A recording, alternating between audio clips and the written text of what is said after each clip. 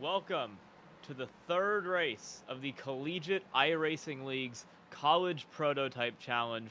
We are live tonight from the Daytona International Speedway in these lovely prototype cars for our first endurance race of the season. These races so far have been about 45 minutes long, but tonight these drivers are going at it for 90 minutes in an endurance-style race around this legendary track. Are you excited, Zach? I sure am. This is going to be a really fun race. And of course, with the Rolex 24 this weekend, what a better week to have our first Enduro of the CPC season here at Daytona Speedway. About 3.5 miles around this legendary track in American motorsports. So no better way to have our first endurance race of the season. So it's a longer race, more cars, and also with more points on the line in these CPC Enduros. Yeah, I mean, we just saw the cars go around here in real life a couple days ago, and now we're here for the Collegiate iRacing League. It's going to be a really fun one, and I think it's going to be a really close one tonight. We've seen some great competition so far out of this series this season. Jordan Johnson, winner of the first two races, is your points leader, followed closely by Muhammad Ali, finishing second in both races, and then Edwin Onofre. It's going to be a really tight battle to see whether the Ball State dominance that we've seen in the first couple races continues, or if drivers like Jordan Johnson and Onofre are able to interrupt and make their way to the front of the field. Yeah, and it's interesting. There was a little bit of controversy, if I remember, after race one. Muhammad Ali did receive a time penalty after results went unofficial. So Jordan Johnson officially 2 wins in the bag this season, and almost pretty much maximum points for that Kent State team. So can he make it 3 for 3 tonight, or will Muhammad Ali finally be able to get the job done? We've got 90 minutes of racing to settle all that out. So all of these drivers I know are really, really excited to get started. I know we're excited for the cars to get out on track, but tonight's going to be a really, really fun event. Yeah, we're going through practice right now. If you look in the top right, we're watching Muhammad Ali make his practice runs. About 5 minutes to go in practice, then it's a qualifying session, and then we start the race here tonight. Once again, from Daytona. You see him heading through the infield section of the racetrack right now. For that rear bumper cam, he's going to head through the left kink and then hit the horseshoe as we enter qualifying for tonight. And we're interesting to see what's going to happen here. Yeah, this is going to be a really important qualifying session. 90 minutes is a long time, which means that you certainly have time to work your way up through the field, but it just feels so much better to start at the top. It's going to be maximum push, as little fuel as possible in these cars. You're going to want to make sure you hit every single apex and exit on the corners, especially before you get back out onto the NASCAR circuit, coming out of the infield and after the Le Mans chicane, because those sectors are completely flat out. You can lose a lot of time with a poor exit. So as we see the first couple cars going out on track, I believe this is a Ball State machine that we're riding on board with right now. This is Muhammad Ali. So we're back in the car with him as he's going to try and get some heat into these tires and begin his qualifying lap attempts.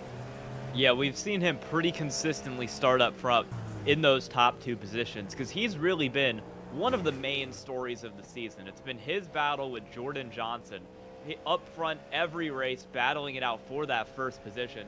And that's a big reason of why this series has been so exciting so far this year. As he heads through oval turn 2, down the backstretch into that famous bus stop chicane, one of the most, maybe the most important corner on this racetrack because of the huge, long, flat out run that's going to come after it here, all the way back down to turn 1. You go through oval 3 and 4 here, across the famous start-finish line, and then you head back into the infield to complete a lap here at this racetrack. It's a relatively easy racetrack, but it's so physically demanding. A lot of the reasons, one of the reasons why the Rolex 24 is such a popular event here on iRacing is because it's a relatively forgiving track. You know, you have some long straightaways to really refocus yourself and get your wits together before you get into the next corner. It also only has 5 braking points, which Alif hits the second of the braking points now going through the International Horseshoe. So it's a relatively easy track, but the distance of tonight's race is what's going to make the difference for all these drivers. 90 minutes is a long time. That's pretty much a full entire stint for an endurance race here on iRacing. So we're going to see some drivers when they come down to make their pit stop. We could even see this being a 2-stop race over the course of the event. Tire management is going to be key, especially through this infield section with a lot of low-speed corners. And then as you come out back onto the NASCAR circuit, 31 degrees of banking in the corners between the NASCAR turns, and then it dumps you out onto the backstretch where you're pushing almost 200 miles an hour braking into this Le Mans chicane. It's a very, very hard braking point. You got to hit your mark exactly if you want to get it just right.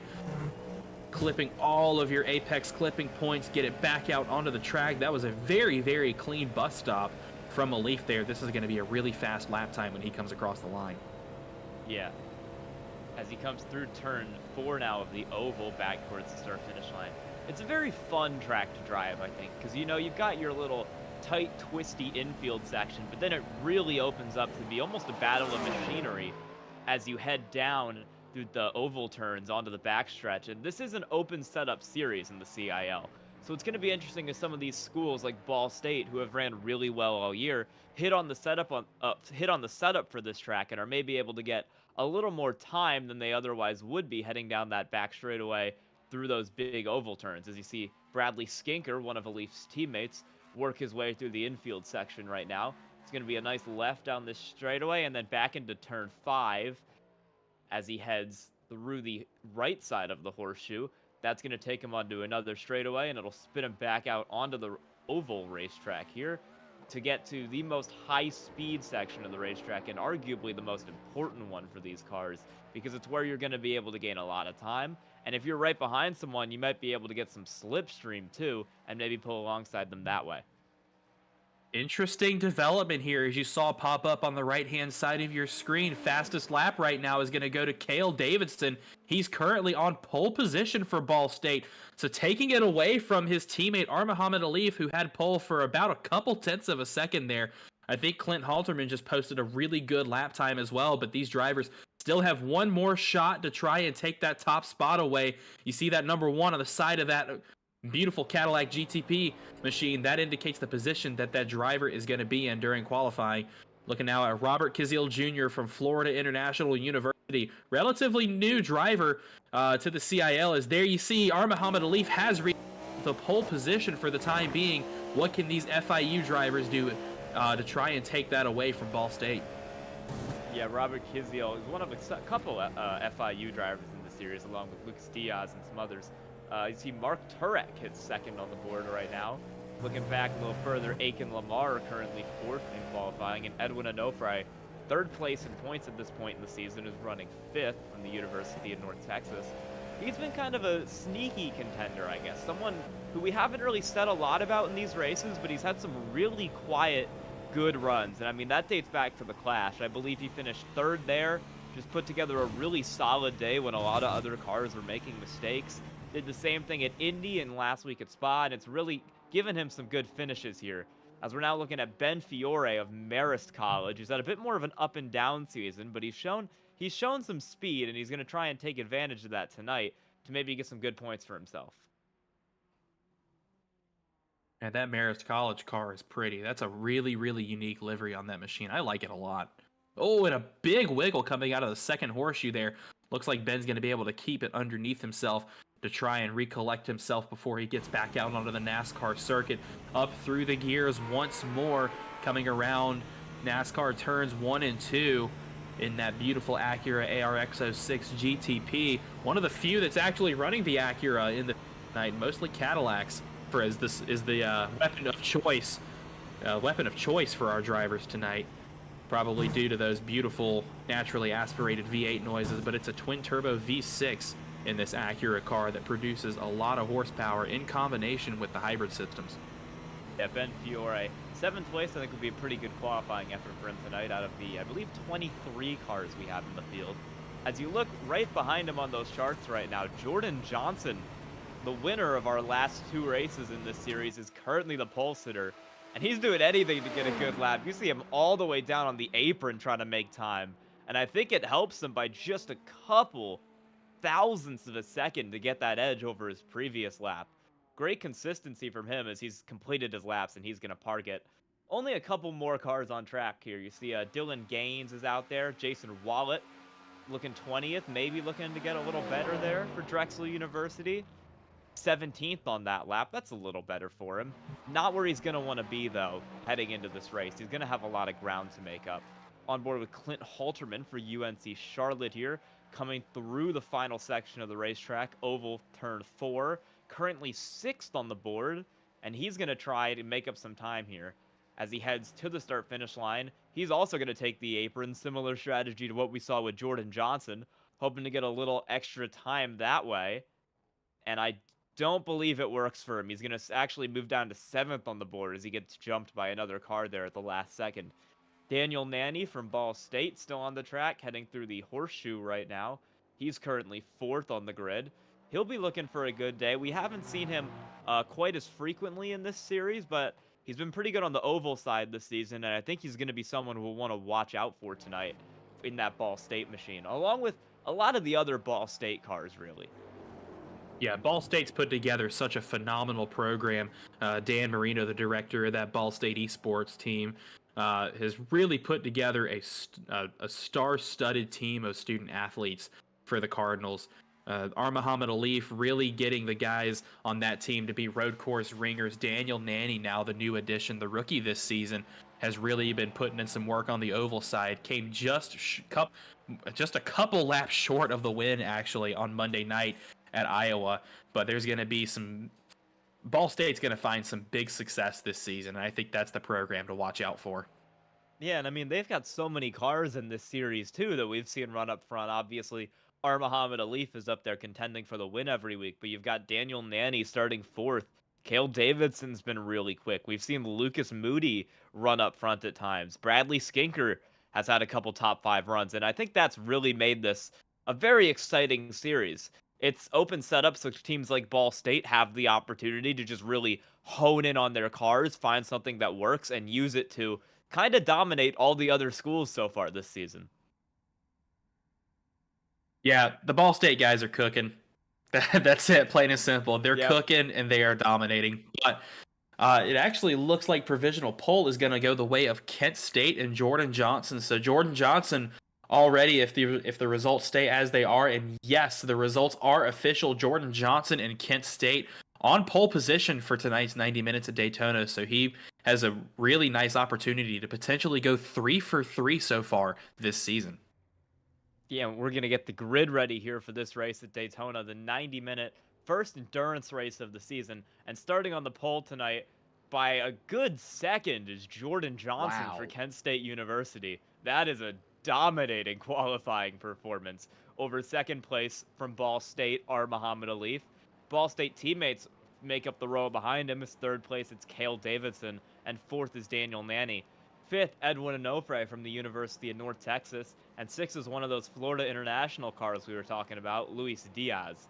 7th, Clint Halterman for UNC Charlotte, and in 8th, another Ball State car, Bradley Skinker. Looking from 9th on back, Ryan Whitlock from University of Alabama Huntsville is going to start to the inside of Ben Fiore from Marist College. Row number 6 is going to go to Christian Bryant Hill from Mount St. Mary's University. P12 will go to Matthew Burton from East Tennessee State. Looking a little further back, Robert Kizil Jr., another FIU car, will roll off 13th next to Dylan Keynes from the University of Massachusetts Amherst. And Lucas Moody from Ball State University and Alex Diamond from Drexel University will roll off 15th and 16th. Into the back part of the grid, 17th is Athena Leclerc for St. Clair College. 18th, Howard Community College's Aiken Lamar. 19th from the Penn College of Technology, it's Mark Turek. 20th, another one of those Drexel cars, Jason Wallet. 11th, Andrew Williams from Clemson University. In 22nd is Jason's teammate, Timothy Wilms. And then the last row is 2 St. Clair cars, Adrian Tubakovic in 23rd, and Alan Hong rounds out the field in 24th. And Andrew Burrow will roll off 25th. I was going to say, I swear I saw more than one Clemson car out there at some point, but Andrew Burrell not posting a qualifying lap there. He is going to start from the rear, but he's got 90 minutes to make his way up through the field.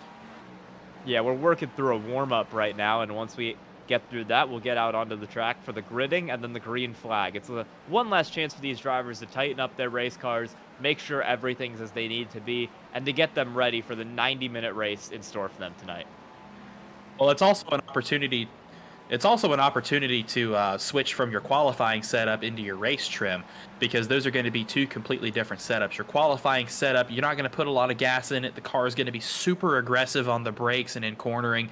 It's going to be really, really slippery. You're going to try to get every bit of grip you can out of the car. The race setup, on the other hand, doesn't necessarily have to be as fast. You can go ahead and toss an entire tank of fuel in there to start the race, and you want it to be a lot more drivable than the qualifying setup, because qualifying, you've only got to make 2 laps. This race setup has to last you an entire 90 minutes of perfection. Yeah, we think we're going to see 2 pit stops tonight. This series has seen pit strategy come into play a lot more than we've seen in our other road series, Formula C. That has more of a sprint race format in contrast to this, which is more endurance focused. So we're thinking we'll see likely about 2 pit stops tonight, cars getting gas, some tires. We did see some tireless stops in the shorter 45-minute races, but those aren't likely to come into play tonight when you've got 90 minutes on the table. You don't want one set of tires for this whole thing. As we look in the top right corner, we look at Edwin Onofre, who qualified in the top 5 for this race, going through the back straightaway right now, down towards the bus stop, turns 8 and 9. He's going to be looking to have a really good race for himself. As we mentioned, he's 3rd in points this season, but the top 2, Jordan Johnson and Muhammad Alif, have kind of ran away with basically both races so far. He's going to be looking to see if he can just come through, maybe get up there, maybe contend with them, and try to make something happen to get his first win in this series tonight. Well, I'm thinking back to the very first inaugural season of Formula C back in the FIA F4 cars, where Jordan Johnson and Muhammad Alif had an unbelievable title fight that went right up until the very last corner of the last race. Jordan Johnson came out on top of that one, and it looks like the old rivalry may be reignited this year in both of our road series. Formula C, the top step of the podium dominated by Muhammad Alif and Jordan Johnson. And Jordan Johnson have a little bit easier of a time here in the prototype challenge, but Muhammad Alif looking to throw a wrench in that mix. But there was another driver there for a couple seconds, Jason Wallet, that we don't talk about very often, but he's still very quick. He's consistent. He's one of those quiet one of those quiet drivers that you talked about, like Edwin Onofre, who it runs a perfectly normal race, does exactly what he needs to, nothing less, no big mistakes. But he somehow always seems to show up at the end. Yeah, and a driving style like that really could benefit you in this series, especially with the length of the race tonight. We've seen a lot of cars in basically every race we've had this season taken out because of mistakes. I mean, I think we saw over half the field spin out in the clash at VIR. We had some crucial mistakes from drivers like Cale Davidson at Indy. It's been a very hectic season, and I wonder if that's going to continue tonight into Daytona as we get ready for the gridding to start off this race. As the cars are taking to the grid, let's go ahead and head down to our pit reporter at the entrance of pit road, Felix Caporal from ECU, with a little bit of a weather update for us. What's it like out there on the ground, Felix? Hey guys, I've been sitting here in the pits talking to some of the pit crew and the drivers, and you know what? We got a nice race coming out for us currently. It's about partly cloudy, and we are sitting with about a 70 degrees out in Fahrenheit. We're talking Fahrenheit here. We're here at Daytona Beach, Florida. There is no Celsius, and track temperature is currently sitting at 82 degrees. And I'm sure these drivers are going to enjoy these warmer conditions compared to some of our previous races. But that's been it for the weather report here. Back to you guys in the booth, and I hope you have an enjoyable race. I hope you're enjoying your Florida vacation, Felix. It's not great here in Oklahoma. Sounds like you're having a great time. Listen, I take what I can get here in the pits. I've been enjoying it, talking to some of the drivers, some of the pit crews. I mean, it is such nice weather out, and look, I can hear them going around now. So listen, I'll let you guys do your thing here, and I will sit back and enjoy some water. Yeah.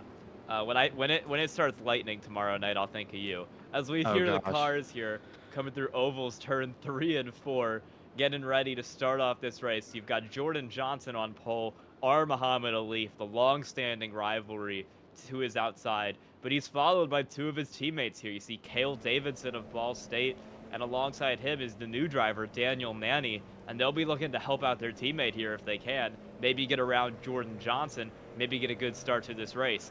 As you see, come into the green, down the straightaway, pace car is going to get ready to pull off here for this race at Daytona. It's the first endurance race of the season. Whatever your lap one tradition here is at Daytona, go ahead and get ready because Jordan Johnson hits the start zone. Green flags in the air at Daytona. Here we go. Let's go. Jordan Johnson with a huge start from P1 there. All the way out in front, and you see Cale Davidson contending with his teammate R. Muhammad Ali for second, as Jordan Johnson is already trying to check out. Takes a huge lead early over R. Muhammad Ali, Cale Davidson, Daniel Nanny, and we're watching Edwin Onofre here under threat for 6th from Clint Halterman, while also trying to put pressure on that 30 of Daniel Nanny for 4th. Bradley Skinker here back in 10th, trying to make a move on that 9th place car of Benjamin Fiore, Marist College. He's another Ball State University car, starting a little further back in the field, maybe hoping he can drive through and join his teammates up there later. As they head through the horseshoe now, back down towards turn 7 and onto the oval. It's going to be a really tight battle. This might be the hardest corner on the racetrack. It's one you don't want to make a mistake in. And then we see one. Ryan Whitlock is around in the 81 car, and that is going to give pretty much everybody a spot. He's going to go all the way to the back of the field. Devastating mistake early on as we see Bradley Skinker work his way around Fiore there for 8th. Yeah, I was about to say, it looks like everybody survived lap 1 relatively well. They were 3 abreast coming into turn 1. Into the breaking point for the first time, but it looks like the field has gotten itself sorted out for the time being. Back up at the front, or towards the front inside the top 10, Bradley Skinker working his way up towards the front of the field now, but it is Jordan Johnson who is going to lead lap 1. Muhammad Alif already 2 seconds behind the leader, but he's got help and teammates behind, and Cale Davidson, Daniel Nanny, and then Edwin Onofre, the next car, not a Ball State driver, inside the top 5. Yeah, let's see that replay there, that spin from Ryan Whitlock on lap 1. I said it was the hardest corner on the racetrack, and he's gonna prove me right pretty much immediately here. Ryan Whitlock coming out onto the oval, gets on the gas too early and completely sends it around, and he's gonna drop all the way to the rear end of the field. I believe he's 24th, only ahead of Aiken Lamar, who might have had a similar incident happen right now. And now, I mean, he's got 90 minutes. We've seen a lot of things happen in these races, and this is the longest, tied for the longest race of the season. So he's going to have time to work his way back up, but I mean, that is just a devastating start to his race. Yeah, but he's one of those drivers that has a lot of skill. He knows what he's doing behind the wheel of that car. I've got no doubt that he's going to be able to work his way back up through the field. Yeah, as we're on board right now with Cale Davidson in 3rd place, chasing down his teammate, R. Muhammad Ali, who's already 3 seconds back from Jordan Johnson. I mean, we saw Johnson run a qualifying lap over a second better than anyone else in the field. And on lap 2 of this race, he's already extended a 3-second lead over the trio of Ball State cars trying to fight him. Dominating run so far over the first couple laps, and we'll see if that keeps going. As Cale Davidson using a little bit of a slipstream here to close up on his teammate, Alif. Alif's a bit wide there heading into that next apex, but Cale Davidson stays closely on his tail, waiting maybe for Alif to make a mistake, as much as he doesn't do that. As Luis Diaz, great battle going on back here. I mean, you've got Keziel from Florida International, Skinker of Ball State, Fiore of Marist, all under a blanket right here trying to make a move. Christian Hill trying to send it up the inside for 10th, not able to get there. As Bradley Skinker under threat from Keziel as we head into the next part of the horseshoe. Yeah, this is going to be a really intense battle later on towards the end of the race. Robert Keziel Jr. and FIU currently in the last points-paying spot in the top 10. So that is the money spot. That's exactly where you want to be. So Christian Hill definitely going to try and want to get himself around that FIU machine. A little bit of a slip right there from Keziel. About did the same thing we saw Ryan Whitlock do just 2 laps ago. But you're right. That is going to be the boogeyman corner tonight, Sky. Yeah, I mean, at least in my experience, that's the hardest corner on the racetrack, and we've already seen one car in the front go around during it. As this top 6 is kind of pulled away from everyone behind. I mean, you see I believe a 5-second gap there from Clint Halterman in 6th to Luis Diaz in 7th. We're watching Edwin Onofre, who's kind of in the middle of this pack right now, trying to chase down one of the Ball State cars, Daniel Nanny, while also being closely followed by UNC Charlotte's Clint Halterman. Both Onofre and Halterman, drivers that we've consistently seen towards the front 5 or 6 positions in this series, and they'll both be looking for a good points day today to try and give their season a jump in the early going. Jordan Johnson has got a rocket of a car right now. He just set the fastest lap of the race without any sort of help from a slipstream or draft whatsoever. Yeah, I mean, 4 seconds in the lead, 4 laps in, as now we watch Bradley Skinker getting passed, I believe, by Kiziel from FIU. No, he gets back around him. Kiziel had a great run up the inside, but he couldn't quite make the pass stick, and Skinker was able to get him on corner exit down through the horseshoe now. As we come back, we're going to come through turn 7, back onto the oval here, as Skinker stays under threat from Kiziel in this very, very tight middle section of this pack. Oh, there's Kiziel almost around again. Oh, he is around. Oh, no, that's Diamond from Drexel. Different car in the same corner. Alexander Diamond is around for Drexel University. That'll drop him down the field. And, I mean, we also saw Kiziel almost go around there. That corner has really caught people out so far this race. Yeah, it's going to be one to keep an eye on, as we're going to take a look at the replay real quick of Alexander Diamond going around for Drexel University. It's a combination of, it's a very flat corner, it's a relatively long corner as well, and it just baits you with getting on the throttle earlier than you need to, because it opens up right out into the NASCAR corners where it's full throttle for probably another 15-20 seconds at least. What you can see is that beautiful gold and yellow machine, the Drexel Dragons machine, is going to go for a little bit of a spin here, and that thing completely snapped on him. Wow. Yeah, that looks like he maybe locked it up a little, trying to avoid the car in front of him and just completely sent it around. Bad fortune for one Drexel driver. But if we look a little further up the field, 13th place is Jason Wallet. Already made up a good couple spots from where he started. He's being threatened by Andrew Williams there from Clemson.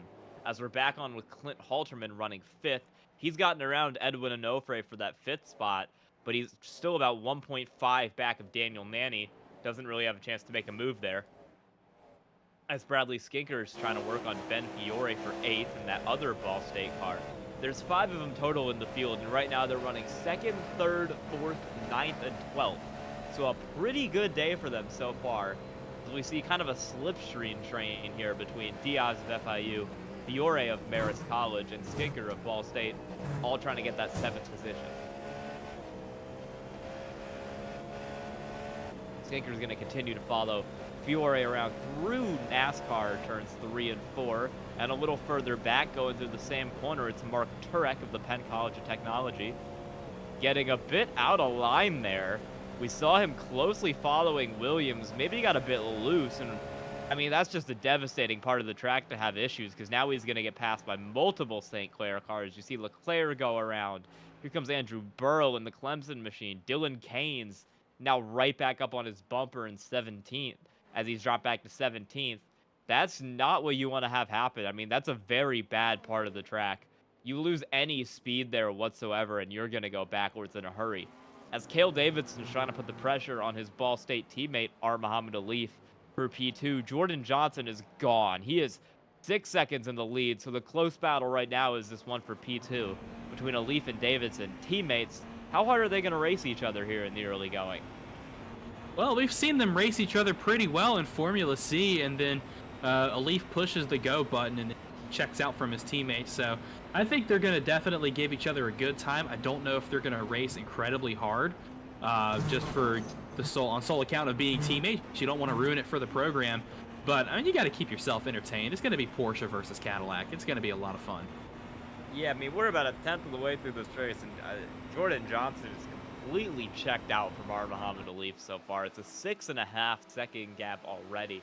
Once again, I mean, we saw him run a full second faster than Alif in qualifying, and I mean, he's held that pace. Like, we're 6 laps into the race. He's got a 6.5 second gap already. He is dominating the field. Like, this is a dominating showing in the early going from Kent State's Jordan Johnson. Look at how wide he went into turn 1. He was completely out of the white lines.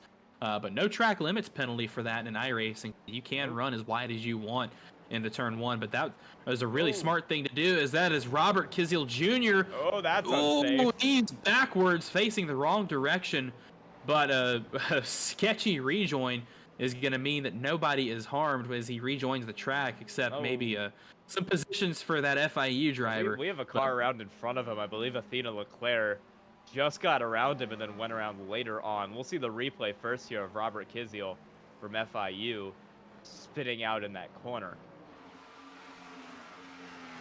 And this is how quickly it can go wrong for you, too. So you can see him braking into turn 1. He's hit all of his marks and then just over-rotates the car at the apex and is actually parked in the middle of the track. So good move by him to move out of the way so that he becomes less of a target for anyone else coming up. Yeah, I believe that was Tubakovic getting around him there. As we'll see what happened to Athena Leclerc now in that 61 St. Clair car. This was just a little bit down the track from that incident. Yep, coming through here. So this is going to be into turn 3. And maybe got on the grass a little there heading into the braking zone. Wow. Cars having to swerve to avoid. That was a great job by a couple of those guys behind her to get out of the way of that incident and make sure it didn't become something worse. As now Luis Diaz and Ben Fiore are going at it for P7. You see Fiore try to make it work around the outside. Doesn't quite happen. Going to come down into turn 3, the horseshoe now. And Ben Fiore is right on the bumper. If he can't make the move down here into 5, he's probably going to want to stay really close on the bumper so that maybe if he makes a mistake through turn 6 or 7, he can get him, but also so he can slipstream him as we get onto the big oval sections. Slipstreaming down through the big turns and then getting that boost and maybe using it into one of the chicanes is, Fiore is off the racetrack. Very close through turn 5. He almost lost it completely, and he's going to lose 2 spots there. One to Christian Hill of Mount St. Mary's, and Bradley Skinker is going to try and get around the outside. Not going to make it stick, though, in that Ball State car. But Skinker's going to have the toe. What is he going to do with it as they come into the Le Mans chicane once again? He's right there at the bumper, poised to make a move. There's the look to the inside. He's presenting the attack. But is he going to be later on the brakes? No, he thinks less of it and will instead tuck behind that number 25 Marist car and try to have a whack at it again. Here he comes, choosing the outside lane this time. Well defended from Ben Fiore on the inside, but couldn't get the toe on the outside. Is going to tuck back in, try to get a run, something done to the outside. They're going to be side by side in a dead heat pace-wise as they come across the line, but Skinker going to let off and pick and choose his battle. Smart driving from that Ball State car. Yeah, we're still early. I mean, this is a 90-minute race. It's a very long event, and we're still pretty early in it. Only about 15 minutes into the race right now, so you don't really want to push the issue, maybe wreck both yourself and somebody else this early on, as Skinker's still hounding Ben Fiore, though. I mean, he wants his position. You see his Ball State teammates up there running 2nd, 3rd, and 4th.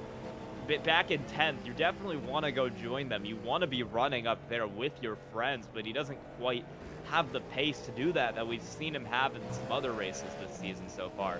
He's actually got his teammate Lucas Moody right on his bumper for 11th, trying to maybe get past Skinker and work his way into a points position earlier in this race. As Moody's wide out of turn 7 there into the oval. That's not where you want to be, because carrying speed into the banked corners is maybe the most important thing on this racetrack to get a good run. So when you're going wide through the corner like that, it's going to really hurt your ability to make time. And you see Moody drop an extra about half a second back there from where he was. As we got a Pennsylvania battle right here, Mark Turek from the Penn College of Technology is right on the bumper of Jason Wallet from Drexel, trying to make a move. He's right up on the bumper there. Actually had to get off the gas a little because he got too good of a run. Had to avoid running into the back of Wallet as he's all over him heading through the oval. Trying to take a peek to the outside, but he's not quite able to get there. Tucks back in. I wonder if he's going to maybe see something happen here down into turn 1. Continuing to look on the outside of Jason Wallet. And he's going to back off for now. Doesn't want to force the issue into turn 1 this time around. Yeah, that was a brilliant run for Turek coming out of the Le Mans chicane, but it all went to naught as Wallet got really slow out of the chicane, and that ruined the run for the 225. But this is going to be a battle heating up here. Ryan Whitlock clawing his way back through the field for Alabama Huntsville. He's currently locked in a battle right now with, I believe, that is Dylan Keynes from UMass Amherst. So it's a 4-car train, almost nose to tail for these positions, as we actually have just crossed the 15-minute mark in the race. Yeah. Yeah, oh, we have a crash up here. That is Skinker off the racetrack. I believe Wallet got involved with something. Or my bad, Wallet's scoring might have glitched. He is back on the racetrack there, but Skinker definitely had a moment. We'll watch the replay of Bradley Skinker going around here. Through, I mean, this is the corner we've seen a lot of trouble at this race. Oh, Dina Leclerc also having a spin. Ooh. Did she save it? Oh, That's wow. a pretty decent save. Yeah, locked it up down into there. Kept it going straight. Just some benefits to the tires. Here's Bradley Skinker now. As I said, this would be the problem corner, and I've just been proved right. Bradley Skinker. Yeah, I mean, we've seen that happen. That's maybe the 3rd or 4th car we've seen that exact incident happen to, where you just get too hard on the brakes down into that corner and it completely whips around on you. And now he's going to have a lot of ground to make up. I'm going to start. We need to have a counter in the bottom corner of spin count in turn 7. Yeah, I mean, I've seen at least 3 or 4 today as Mark Turek battling with Whitlock as Whitlock's trying to make his way back to the field to pick up some positions. Nearly ran into him going down into turn 3, but they kept it together. And he's going to have Dylan Keynes from the University of Massachusetts all up on his bumper here. We'll see if Whitlock can get away or if Turek is going to keep with him as they both head up towards that Drexel car of Jason Wallet running 13th. Nose to tail from P13 down to P16. All of these drivers vying for any position they can get as we approach our first sector or first green flag pit stop run at about the 40-minute mark. So already these drivers thinking about setting themselves up for when they're going to pit, how they're going to pit, from what position they'd like to do it as well. If you want to be at the front of a train like this where you've got positions in hand, or if you're at the back of the train to try and undercut maybe some of the drivers that are towards the front. But this is going to be a really nice battle that's going to shape up over about the next 10 minutes or so. Yeah, I mean, you got the 4-car train here of Wallet, Whitlock, Turek, and Dylan Keynes back there, all battling with each other for position. I believe Whitlock is probably the fastest car out of this 4. We saw him spin it earlier, go all the way to the back of the field, and now he's going to have a lunge at Jason Wallet. Really wide through turn 1 there for Wallet. Still wide, actually, and he's going to get passed by multiple cars. You see Turek going up the inside here, and he might have an issue because that's Dylan Keynes around him as well. And in one corner, Jason Wallet drops all the way from 13th down to 16th here. A huge loss as Whitlock, Turek, and Keynes all get around him there. And now Whitlock is going to be free to pursue Burrell, Williams from Clemson, and eventually Lucas Moody to try and get his points position back. And you want to be as easy on the tires as you can. So if you've got a spin, or you want to mitigate how many lockups and spins you have, so you can be really easy on your tires, to maybe do a fuel-only stop for your first stop of the race and only focus on taking tires for your second stop of the race. That's going to save you a lot of time on pit road and potentially vault you over a few drivers who do like to take tires in both stops.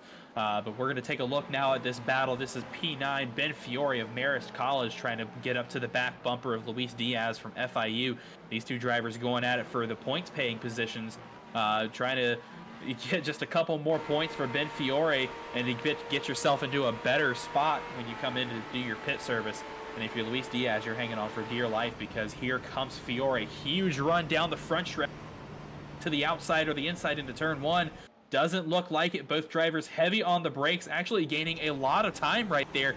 The Christian Hill ahead, so Christian's got to be careful or else he's going to get caught up in the battle too. Yeah, really tight battle here. This is up in the points positions. Only the top 10 getting points in this series. Christian Hill, Diaz, and Fiore all in those positions. But, I mean, it's not too far behind him that you're going to see cars like Moody who maybe wants some more. Cars like Williams and Burrow, who have moved up through the field. Whitlock coming through. These guys are going to be under threat in a couple minutes here from these faster cars behind them, who are maybe going to steal some of these positions. So these guys want to get together, and they want to get a move on to maybe try and gain some time here, get away from those cars behind them, and hold on to their top 10 spots. As Diaz, not with a great run out of that corner, it's going to allow Christian Hill to get away a little from now, and maybe Ben Fiore to have a chance behind him. Fiore doesn't have a great run out of that corner either, actually, so they're going to stay pretty even heading down to the bus stop, where they're going to get a little closer because of the slipstream, but no one's really going to be able to make a move here, as Fiore, a little wide there, cutting through the grass a little bit out of there. That was close. Yeah, looking right outside the top 10, though, that freight train of Williams, Burrell, and Whitlock. Two of those drivers, Williams and Burrell from Clemson University, Whitlock in that Orange Wheel Racing Technical Alliance between Clemson, Alabama, Huntsville, and a few other drivers. They're going to try and work together to get those 3 cars in the points. But Ben Fiore is still trying to get to the back bumper of Diaz, really struggling to even get the car in a position to try and initiate an overtake. Is actually, speaking of, that was a great lunge from the Marist driver. He got right back to the back bumper of Diaz with really heavy on the brakes going into the International Horseshoe, as they're going to re-rack it and try it again. Yeah, right now we've got Williams and Burrow 11th and 12th, and we saw both of those cars start pretty much right at the back of the field. I mean, I believe it was Burrow who just didn't set a qualifying lap at all, and now they're up here 11th and 12th, moved all the way up from 25th to 12th, battling with each other right now as Burrow's a bit wide out of that corner, but he'll try and slipstream back up to his teammate. And these two are working together to try and catch that train further ahead of Hill, Diaz, Fiore, and Moody as they head down into the bus stop, about a couple seconds ahead. Good corner there for Luis Diaz. Ooh, we've got a car really slow on track coming down the first front stretch. I am not sure who that is. We'll see it once the ticker takes over. It is Adrian Tubakovic of St. Clair College. One of a couple St. Clair cars. I mean, Alan Hong and Athena Leclerc are both in the pits at least a lap down. So we have 3 St. Clair cars out of it already, and one of them looks to be fairly damaged there. We'll see the replay of what happened to Tubakovic. Yeah, you see all 4 wheels up off the ground. Their pit crew is going to try and get that car fixed as much as they can. And I'm wondering if maybe it was a shunt coming out of the Le Mans chicane. Oh! No! That is Alexander Diamond, I believe. That's Diamond. Whoa! Yeah, spins it out all on his own, and Tubakovic is nowhere to go. So that's the second Drexel car we've seen. Or my bad, maybe it was Timothy Williams, because Timothy Williams has also pulled it into the pits here. That was the other Drexel car who is back there in the field. So we've got a couple cars out of the race. Leclerc is out. You saw Alan Hong was completely missing the front end there. And then Tubakovic and Williams both in the pits. I believe that is every St. Clair car out of the race by lap 15. Yeah, tonight's a brutal night to be a St. Clair Saints fan. Yeah, that is a disastrous start to this 3rd race of the season here for that school. Not just one car wrecked out, but all 3 gone in the early going of this race is by no means what you want in this series. Mark Turek, still on the bumper of Ryan Whitlock. We saw Whitlock had a spin earlier. He's been moving back up to the front of the field. When he got around Turek, we thought he might be able to pull away, but he hasn't. I mean, this line of Turek and Keynes have kind of tucked in behind Whitlock, used him as a guide, used him as a drafting partner, and have been able to make some really good time on these Clemson cars of Williams and Burrow by following in his footsteps. And oh, there goes Dylan Keynes. Ooh. You saw him get really close to the bumper of Turek there. It looked like he tried to get on the brakes to avoid him, locked it up and spun the car around. And that's going to drop him a couple positions. Skinker, Wallet, and Burton all getting around Dylan Keynes there, and Kiziel Jr. as well. Kiziel Jr. recovering from that spin earlier in the race tonight. That's going to give him a freebie position to get around another car who's same fate. Yeah, Matthew Burton. First time we've talked about him so far this race. He's looking behind Wallet and Skinker for this 15th position. A lot of these cars back here have had mistakes and are trying to kind of drive back through the field, maybe a little quicker than their positions have indicated.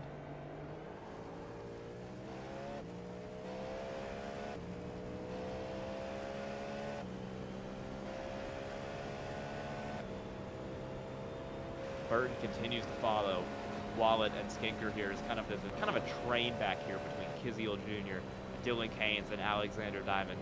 If you've ever seen a NASCAR race, you know it's a favorite segment. Crank it up. We'll listen to the cars here for you.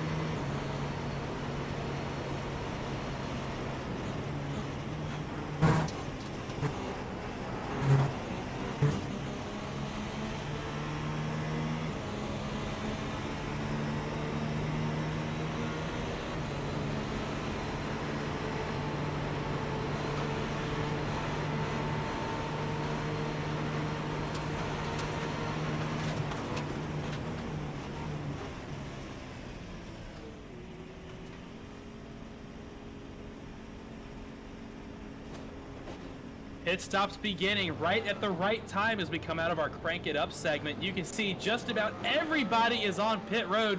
We followed Ryan Whitlock onto pit road with Andrew Burrell just ahead of him, but you can see almost every single car in the field is getting their tires and gas. It doesn't look like many cars are taking tires, as Cale Davidson is going to roll out with a fuel-only pit stop. The same is going to go for a couple of drivers who just came out, including Edwin Onofre.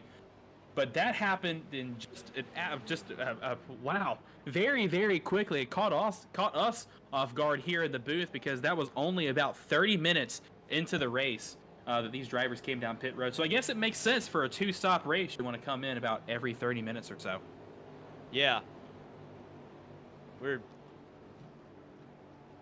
Yeah, as we see the cars coming off pit road here, Andrew Burrow, little cutting through the grass there to make sure he stays ahead of Mark Turek.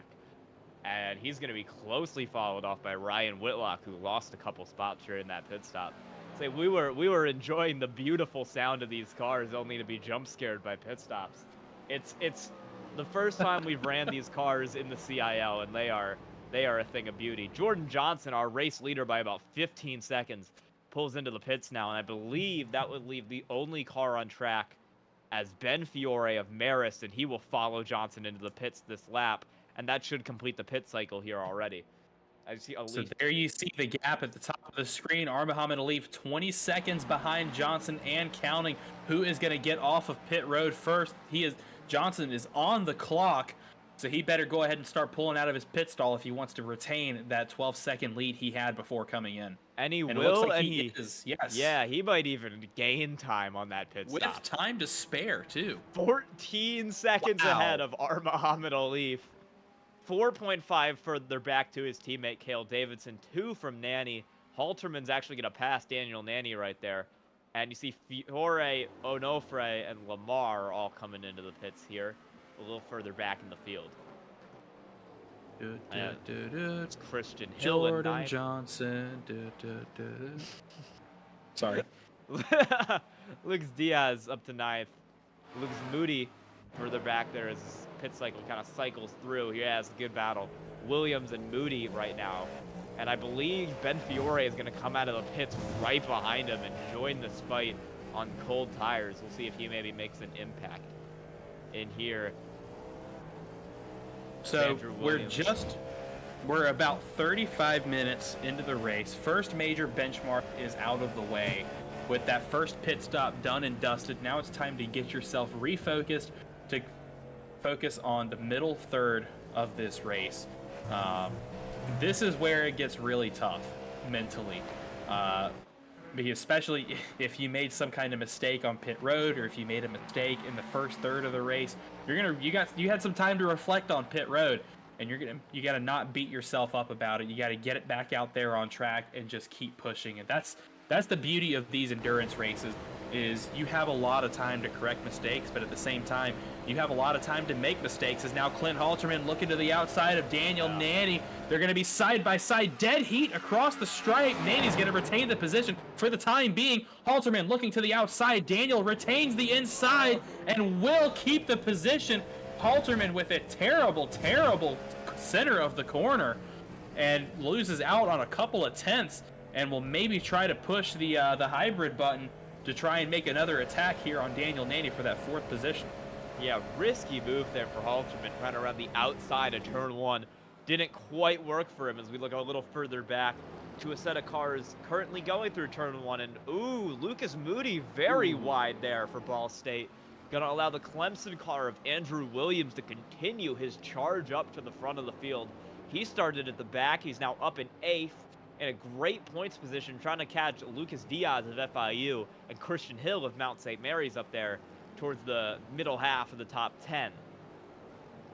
These drivers still trying to work heat into their tires. They're only about 2 or 3 laps old, so you're not going to see these tires come completely up to temperature until about the 4th, 5th lap into a run. Yeah, we got a bit of a battle here between Robert Kiziol of FIU, Matt Burton of East Tennessee State, and 2 Drexel cars, Jason Wallet in 18th and Alexander Diamond in 19th. We saw their teammate Timothy Wilbs get in a crash earlier. He is back out on the racetrack now, 5 laps down, along with Adrian Tubakovic of St. Clair, the other car who was involved in that one. It's not been a great day for St. Clair. We saw all 3 of those cars crash, but it's not been a great day for Drexel either. I mean, 18th, 19th, and 5 laps down to 22nd is just not where you want to be. As Wallet tries to make a move on Kiziol, he's looking to the outside into the bus stop. Not going to happen, and the FIU driver will hold P17 for the time being. Wallet actually lost out on a lot of time coming out of the bus stop. A little mistake there in the second couple of corners there, as now Ryan Whitlock's trying to go to town on the back of Andrew Burrell right now. This is a battle that was starting before we even got through the pit cycle. Both of these drivers came off of pit road, nose to tail, although it looks like Whitlock has gotten around Mark Turek. So he's back up to his OWR teammate. The question is, how much play are they going to give each other? How much of a fight are they going to have? Because this is a battle that's going to set them up for the final points pending position. I believe we have a crash from Jason Wallet. Yeah, somebody slipped on the front stretch. Ryan Whitlock. Wide goes Andrew Burrow. Ryan Whitlock's able to come up the inside, and he's continuing his charge from the back of the field back up to a points-paying position, moving into 11th, as we're going to see if we can find out what happened to Jason Wallet in that Drexel car. See, coming through. This is going to be into turn 1 here. Going. He's pretty wide. Ooh. Bins it out into the grass. Should be, yeah, that's going to be able to keep it going, but he's going to lose a lot of time there. And I believe he is the last car on the lead lap currently in that Drexel machine, right behind his teammate Alexander Diamond. And here's Halterman up the inside. What a Sends move it up from the inside of Halterman. Nanny, and now Nanny's back on the rear end of Halterman, heading down into the other side of the horseshoe. He might try to make a move here. He might do the same thing Halterman just did to him. No, he's going to back off. Wait. Good run through that corner for Daniel Nanny in P5 all over the bumper of Clint Halterman, going to try and pass him back. Now we see another battle. Luis Diaz, same part of the racetrack, trying to make something happen on Andrew Williams. 3 cars under a blanket here. It's Williams, Diaz, and Moody. Back to the left-hander. And they're going to go through the right side of this horseshoe now. Diaz not quite there. Maybe hoping to get a good run through turn 6. Coming back out onto the oval to try and make a move happen here. All 3 of these cars trying to move up through the field as Ryan Whitlock continues his charge up towards them. Yeah, Ryan Whitlock has taken away the 11th position from Andrew Burrell, so he is in prime distance to try and strike for 10th position, that last points-paying position before we head into our second pit stop of the night. But here's Luis Diaz from FIU, currently riding in position. He's trying to battle ahead to get around Andrew Williams, but he's got a rear view full of Lucas Moody in that Ball State car. It's Clemson, FIU, Ball State all together. Clemson going to try and go defensive on the high side. Yeah. Wide open, Diaz. Here comes Diaz with the run. He's going to take that away with relative ease, but not so fast, says Williams. He's going to push the hybrid button. And actually, no, he's going to bail out on the top and lose both of those positions. Wow, disastrous front stretch for Andrew Williams and Clemson, as both Diaz and Moody were able to get around. And both Diaz and Moody cutting the grass through turn 1 there, trying to get some kind of advantage, as they've now around Andrew Williams and trying to move up through the field to them in 7th and 8th respectively. Williams might be a little faster here, so we're going to see if he tries to get a move made again. But looking further back, you see Ben Fiore in 10th. And, I mean, this Ryan Whitlock, I believe he started the race 8th, had a spin in the opening laps, dropped down to 24th, and has charged all the way back to P11 in this field. And he's going to bring the fight to this train of cars here soon and try to get some good points. Moody a little wide there, not a great exit out of that corner onto the oval. And for now, that's going to allow Lucas Diaz, the lead FIU car in this field, to get away. But that slipstream is going to let Moody bring him right back. He hits some power, and he's going to get to go. As now we're watching Daniel Nanny work on Clint Halterman for 4th. This battle's been brewing for a while. We saw a big send from Halterman earlier to get the spot, and they've been really close on the racetrack ever since, with Nanny still trying to make that move happen over Halterman as they head into turn 3. Halterman putting a good gap between him and Nanny right now. A couple of tenths now, almost, or about a second between him and Nanny at the moment. Nanny, I don't know if he's on hybrid balance, if Halterman's on a more aggressive setup, but Halterman's pulling away ever so slowly right now. Yeah, we see back on this battle here with Andrew Williams, Lucas Moody, and Luis Diaz. As those cars continue, you see Moody all over the bumper and trying to go to the outside around turn 3. Doesn't get it. He's going to look for the crossover on Lucas Diaz. Doesn't get that to work either. He's going to have to pull in behind through turn 4, and he's going to have to try and make something happen in turn 5, the right side of this horseshoe. The tricky set of corners down here. A lot of mistakes can be made. And Moody's back up the inside again, but that's going to put him on the outside of this corner now. Side by side through turn 6. Back out onto the oval. He can't get there. Still trying to make the move happen. You see him get a good run out of the corner. He's going to be right on the bumper of Luis Diaz here. And Andrew Williams is watching all this happen, trying to see if he can maybe use this to get through. They're side by side down here. Williams might just go with whoever's faster, and for now that's going to be Moody. He has to back out into the chicane as they're side by side, and Diaz is going to hold the spot for now over Lucas Moody. Well, that was a smart move by Williams. When those two are side by side like that, they're going to be very, very slow through the chicane unless one of them backs out. So Williams decided that he was going to back out, really focus on getting as good of a run through the chicane as he could, and that's exactly what he did. You saw the gap going into the chicane, how big it was, but it has come right back down now. Williams using that excellent exit from the Le Mans chicane and the toe down the front stretch to give him the advantage. And now these two are right back to being side by side, and Williams is back in the mix. Yeah, still side by side between Luis Diaz. Lucas Moody tries the outside. He can't get it. He's been trying to make this move happen for laps now, and Diaz is defending so well. He just can't get the spot. We're back down into turn 5. We saw Moody get side by side here. He's not going to be able to do it. Similar move to last lap. He gets up the inside there. It's going to give him the outside into turn 6, heading down onto the oval, and he still just can't make it happen. Looking on the inside of Diaz, he can't get it. Tucked in behind him. We'll see if he's able to get the side-by-side going back into the bus stop this time, or if he's going to maybe wait and try another lap.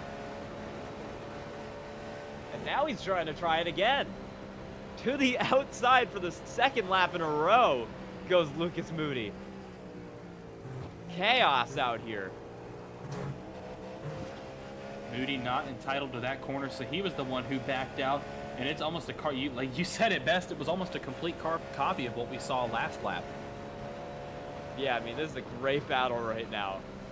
Lucas Moody all over the bumper of Luis Diaz. He's going to try and get him to the outside, heading down towards turn 1 here. Still, this battle rages on. To the outside into turn 1. Oh, he's all over him, but he still can't make the pass stick. Andrew Williams is now going to maybe try and take advantage of it because he's a little further back, going down into 3 this time. And now Ryan Whitlock is caught up, and now we're going to have a 4-car battle for 7th, as if this couldn't get any crazier. Look at Andrew Williams. We're going to watch on board with him as he tries to chase down. One of those cars up in front's cutting through the grass, trying to get a little extra speed there. Moody's a little bit further back. They're still fighting for it. He's going to try to get him here into turn 6. Back out onto the oval. We've seen 2 laps in a row where Moody is tucked in behind, made it happen, went to the outside, looking down towards the chicane. Almost a carbon copy for those 2 laps. Not going to happen again. He's a little too far back this time to try and make the pass happen. But he's going to slipstream right back up to the bumper. And maybe with a good run out of the bus stop, he could challenge Luis Diaz down into turn 1 here. Oh, and he goes wide at the exit. Yeah, through turn 3 and 4 of the oval here. This is a tight battle. And now we're looking at Ryan Whitlock. That's going to be Williams to the top once again, and Whitlock is going to get through. Williams isn't really looking to fight these cars. I mean, we saw him let Moody and Diaz on the bottom through earlier. Now he's letting Whitlock through for 9th. And now, still through turn 1, Lucas Moody is all over the bumper of Diaz. Up through the gears, coming out of turns 1 and 2, through the first set of S's into the International Horseshoe. Ryan Whitlock, great view of this battle out of his front windshield. Williams pretty much letting Whitlock by. He's going to pick and choose his battles until the final third of this race. Because in endurance racing, it's all about being in the position to make the moves that you want. Because if you're out of the race, then, well, you can't really challenge for points and positions. So, smart thinking there from the Charger Motorsports machine and the Clemson car right behind him is these two. Are we going to see it one more time? Can we go maybe 3 for 4 in a row with it's going to be Diaz up in front of Lucas Moody. Lucas Moody, here comes a run. He's going to have a... Will Diaz stay low and defend? No, Moody makes the first move to the outside. They're going to be side by side down the backstretch. Once again, coming into the Le Mans chicane, and Moody him completely clear. He finally gets the move done. Oh, that was such a fun battle to watch. Diaz stumbles out of the corner now. And now it's going to be Whitlock around Whirlbulls 3 wide as Andrew Williams tries to get a run on Ryan Whitlock for 8th. Now they're going to be side by side going down into turn 1, and that's going to allow Lucas Moody to get away for now as Luis Diaz drops 3 spots after the bus stop. After 4 laps of Moody trying to make it happen, he does. We're still side by side here. Whitlock and Williams through the infield. Diaz is all over the bumper. Oh my goodness, what a battle this has been. I want to see a replay of that move by Moody. Moody had the pass completely done.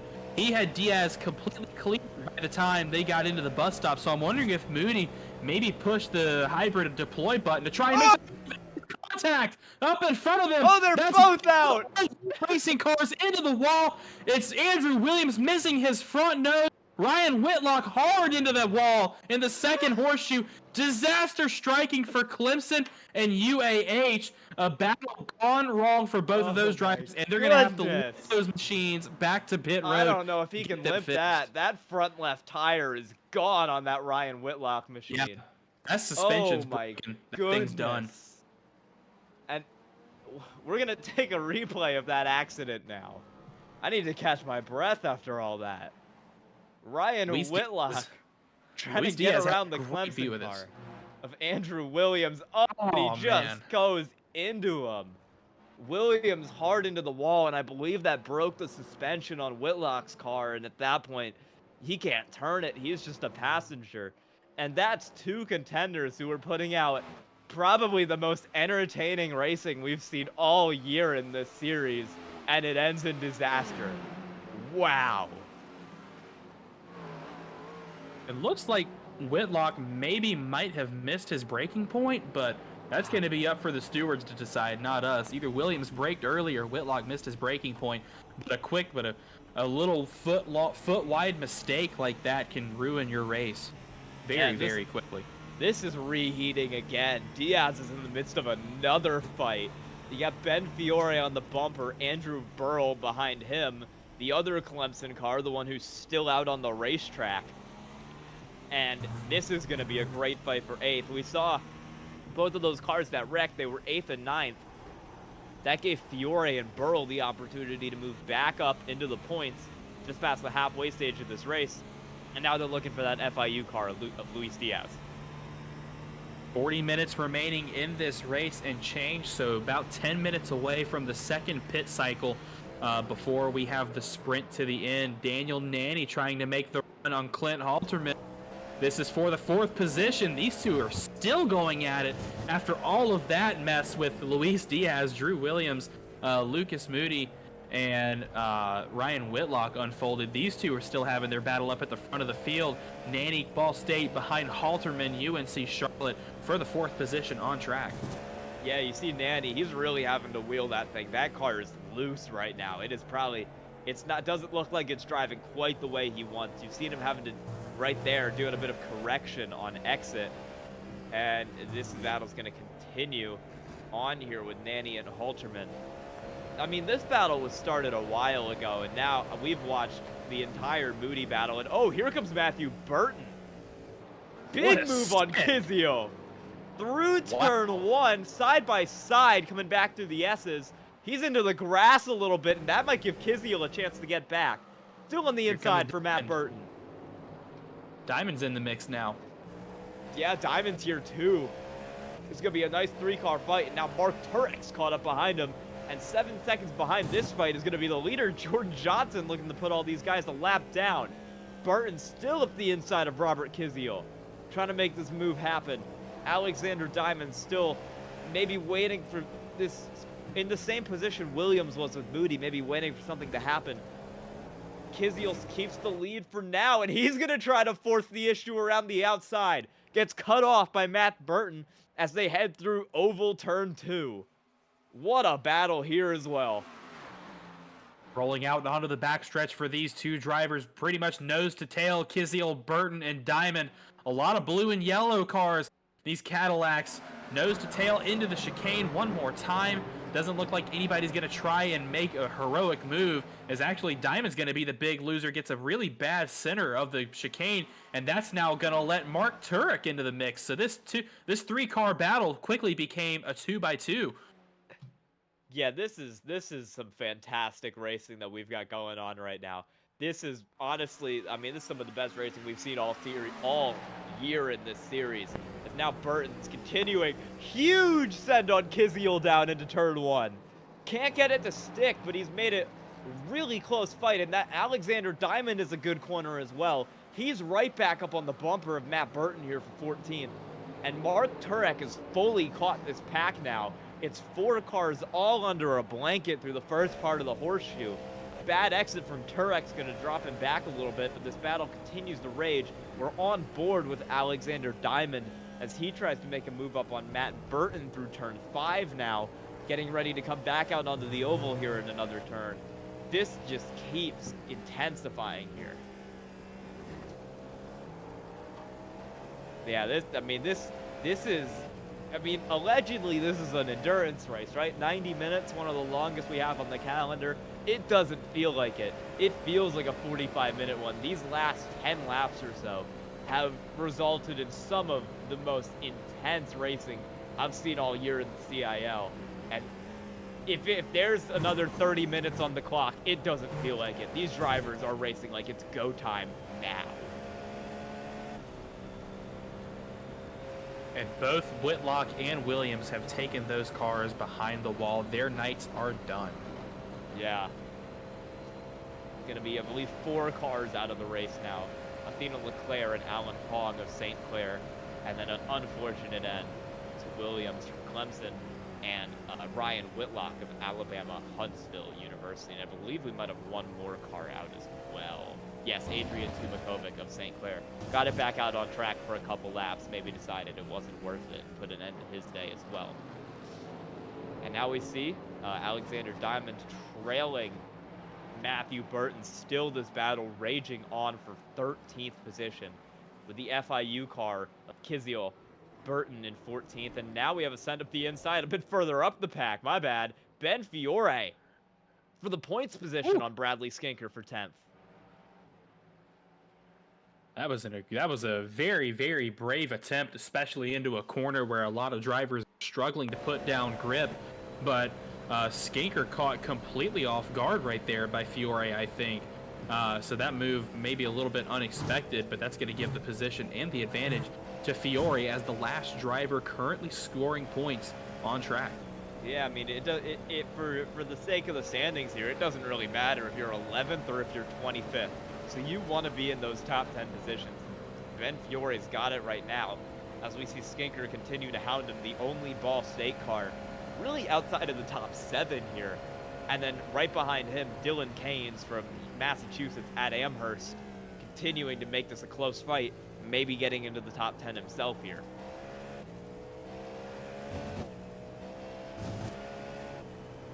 It was a great fight. We're heading down towards turn 3 now. Bradley Skinker continues to hound Fiore. Might have had a mistake a little up the field from Daniel Nanny. I mean, I've seen him for about a lap now. He's been showing about 7 seconds behind Clint Halterman or so. So maybe a mistake from him, losing that advantage he had and losing that really tight battle.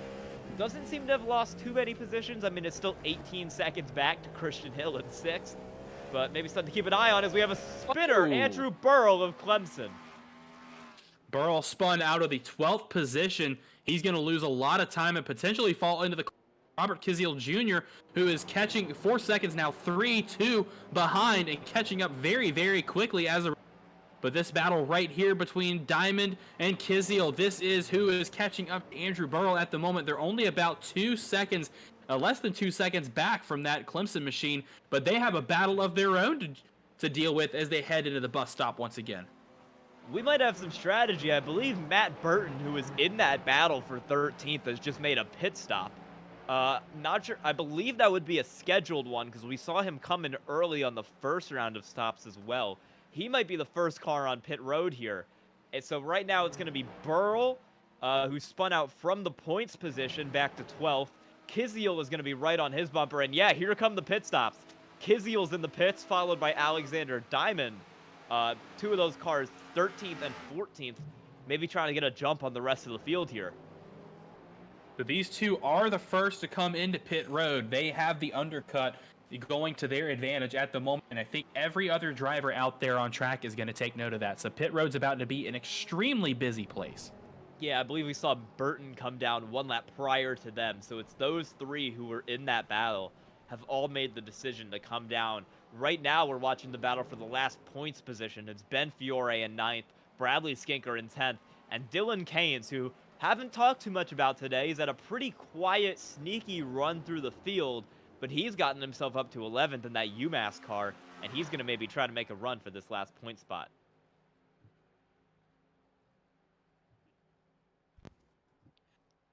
All right, we have where Felix Caparella is waiting with Ryan Whitlock, who has climbed out of his car. This is Felix once again down in the pits, on earlier for a little bit of weather, but this time we got some turbulence going into the second horseshoe. It appears here that I have with me actually at the current moment one of the two drivers involved in this incident.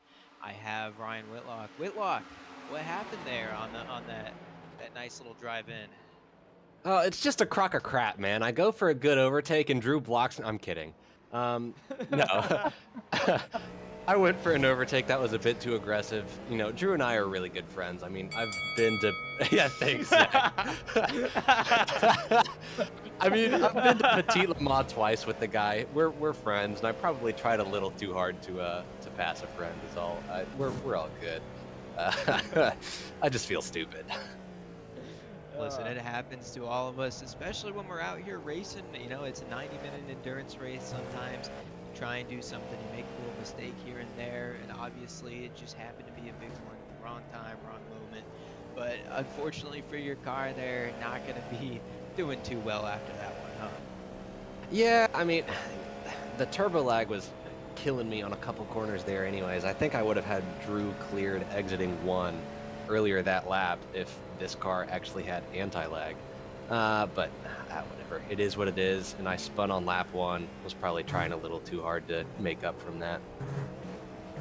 Well, I appreciate your insight here into this incident, Whitlock. I'm glad that we were able to get you here on broadcast. I'm hoping that, of course, all that beef going to go away. Do you have any comments on the race currently? Anything you wanna say about the people still left in there? Well, as evidenced by practice times and what's going on in the race, Jordan is hauling, and we'll just see if he continues to do that for the rest of the race. Well, thank you very much for your time, and I appreciate it very much. And you know what? Speaking of Jordan Johnson, let's get back to that good racing. This has been Felix from the pits, and I'll send it back to you two in the booth. Hope you're enjoying your beach trip, Felix. We got green flag pit stops going on right now. Johnson and Alif have stayed out on track along with Fiore and Davidson. Everyone behind him, it seems, has made the pit stop. This is going to be a really fun battle going on right now. Coming out of the pits, you see Dylan Keynes right there is in the pit lane. Christian Hill currently making a pit stop. Lucas Moody, Luis Diaz, Bradley Skinker. Muhammad Alif has come into the pits now as well for this final pit stop of the race. And we're going to send it right back down to Felix. Christian Hill waiting there on pit road with Felix still in the car. We're going to do an in-car interview. First time here, I believe, in the Collegiate Prototype Challenge. Felix, take it away, buddy. Hey, Christian, we have you here, doing this nice little in-car interview. So what happened out there today? Well, don't make sorry me crash, about that. Felix. Sorry, I'm on new tire. I'm on cold tires. Other than that, it's actually been going really well. We started off the race, we lost a few positions, but we just were able to kind of keep with the little pack there and just slowly make our way through. People were making mistakes here and there and just able to kind of get through the field like that. Listen, you're sitting in a comfortable position right now, obviously not going to say anything to necessarily deter you from that, but look, your race has been going pretty decently so far in terms of how you're feeling. Clearly, you're doing okay. You think that you might be able to pull up in front of some of these people here that are sitting in front of you? Let's see. I think I'm not. I don't know. I think You Edwin are and P6 at the minute. Yeah, I think Edwin Onofre is in front of me. I don't know exactly how far ahead he is. I believe he might have had a pit road penalty earlier because he is about a lap down. He's back on pit road. Oh. Well, Hasn't gone great for him. I believe it's Daniel Nanny in front of you in the Ball State car. yeah, but I think he still has to pit. We'll see. So- We're in the cycle right now. I believe everyone has come down at this point around you. So This isn't helping a driver, right? We're fine. no, I'm like 99% sure Daniel Nanny is still not pitted, but yeah, no, I mean I wasn't expecting a top 5. I haven't driven these in a while, so but it'll be nice to kind of know that I'm still a little bit competitive. Obviously, you know, Jordan Johnson is absolutely insane. You know, congrats to him for running such a great race so far. But yeah. Well, listen, you know, you're the only one here representing your university in this race, so I'm sure that's going to be a big boost of confidence. You're currently sitting in P6, so who knows what might happen in front of you. Maybe, you know, Nanny's just going to like blow a tire or something. We don't necessarily know, and I'm sure we'll figure that out as the rest of the race goes. And do you have any other last little comments here before the end of this interview? Nope, just thank you guys too for kind of doing this 90-minute show here. I know it's long and it's kind of brutal, especially with road track. So yeah, and go Mount. Thank you very much for your time. This has been Christian Hill from Mount St. Mary's University. And this has been Felix once again from the pits, commenting, doing nice little interviews. I'm glad that we have this set up for me to enjoy my vacation here while still participating in a little bit of this. So I'll send it back to you too in the booth. Hey, while you're down there, bring me some ice cream. I'm getting Yeah. hungry. I want some dessert. Listen, the ice cream machine down here is unfortunately all for myself. I'm not going to be sharing it. You're not allowed any. You know, maybe I'll give some to Jordan Johnson. He seems like he might be needing it, running about 30 seconds ahead of everyone else right now. So maybe it'll give him some time to cool down, maybe cool his engine. That thing's been going for a while. Yeah. Thank you. I'll remember Felix. that in the future. Enjoy your beach vacation. It's lovely here in Norman, Oklahoma. Dylan Kane's on the bumper of Matthew Burton here just outside the points. First car's one lap down here as Jordan Johnson has now lapped everyone up to 9th, I believe. Yes, Bradley Skinker in 9th is the last car on the lead lap. It's Kiziel in 10th, Matthew Burton in 11th, and Dylan Kane's in 12th. All cars one lap down and all cars battling for this last point spot here. What we said about Kane's, he's had a pretty quiet day, but he's been pretty consistent. Haven't had any real moments. And right now he's working on Matthew Burton, taking advantage of some other drivers' misfortune, and he's going to try to move on the outside to get himself into 11th here. And he might get it. Nope, still to the outside, still side by side, heading down into turn 1 for 11th place. Kane's on Burton with Alexander Diamond waiting in the wings if this doesn't work. Still side by side out of turn 1 through the S's now, heading back down towards turn 3. It's Dylan Kane's up the inside, but lock up for Matthew Burton, and Kane's gets the spot. He'll now look towards Kiziel to get some points. This is ultimately the battle for the last point spot on the track. And with less than 25 minutes left, it's approaching 24 minutes remaining. This is the money spot. This is where you want to be to secure those critical 2 points that we're giving out here for endurance races. And we're actually giving out more points away today. So Jordan Johnson if he stays where he is going to walk away with 32 points as opposed to the typical 25 from a 45-minute race. Yeah, this is a really, I mean, I believe we have 4 endurance races on the schedule lined up for you this season here. This is the first one tonight at Daytona, and then we've got a couple others coming later as well.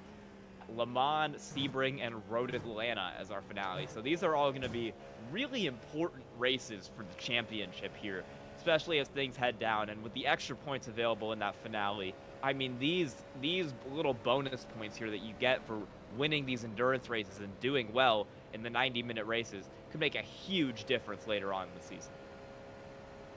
Every little bonus point matters, like you said, especially over the course of the season, where a lot of these battles are going to be settled by 1, 2, 3 point differences. But you mentioned it, these enduros are going to have a little bit of a better turnout than some of our 45-minute sprint races because of those additional points that are given out. Like you said, tonight kicks off our mini enduros. I guess our little mini enduro series within the series here at Daytona, and then February 22nd we go to the Le Mans Raceway, and then March 21st at the end of the month we head to Sebring for another 90-minute race, and then as you said, we will close out the season with our Petit Le Mans at Road Atlanta. Yeah, it's going to be a really fun night here.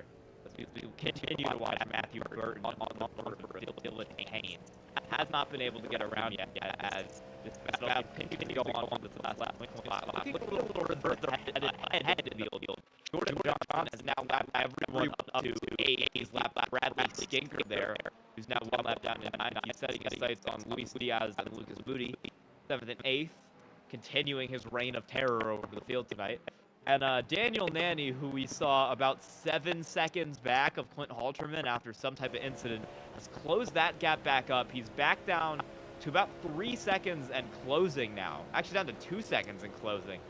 Really good pit stop for him, and he's going to try and make that battle for 4th happen again and try and get the spot back.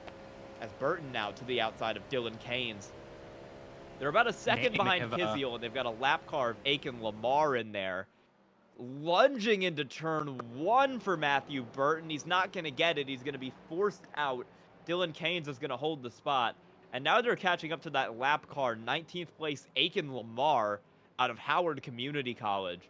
And that is going to make this interesting. Can Matthew Burton maybe use that as a pick to get some space in between him and Dylan Keynes maybe use that as a pick to get some space in between him, Burton, and Alexander Diamond, who's right on the tail end of Burton as this battle continues. I think a lot of these drivers may be doing their final hybrid build-up before hitting the deploy button for the last time. These LMDH, LMH, GTP cars, all the same thing pretty much, depending on whether you're an IMSA or WEC fan, are special because they have a hybrid setup with within the cars. They all have their own unique internal combustion engines. For the Cadillac, it's that naturally aspirated V8 engine. For this, for the Acura, it's a twin-turbo V6, and the Porsche and BMWs both run turbo V8s. But those power units are also assisted by a hybrid system. There's 2 big motors on the back of the robot, excuse me, the robot. What am I talking about? The car. I do a lot with robotics, so when I talk about motors, it's in the scope of robotics. But these cars also have an electric motor setup that will help deliver power to the ground. So what they can do is they can charge the battery, they can build up the energy in it and save it for later. They can deploy it, which will actually, over the course of a lap, save you about a second and change on time. Or you can set it to balance, where it gives you a nice little balance of deploying and charging in the braking zone. Yeah, hey, when AI takes us all over, I look forward to the AI iRacing League that I will hopefully still be commentating, and I hopefully haven't been replaced. Mark Turek has pulled into the pits. I don't believe that is a scheduled stop. We should have cycled through. He is in the pit lane right now. He was running about 12th, I believe, somewhere in that 12th to 13th range. And he is going to come out all the way back in 17th now, right in front of Jason Wallet, right behind Edwin Onofre. And the battle still... look at the spin in turn 1. Daniel Ooh. Nanny has gone around. Oh, another issue for him. We saw him We saw him about 7 seconds back. He closed it up to 2 seconds, and now that gap has gone straight back to 7 seconds. Let's get a replay of that spin from Daniel Nanny in turn 1. We're taking a look here as he comes down, trying to chase Clint Halterman. Oh, Whoa. yeah.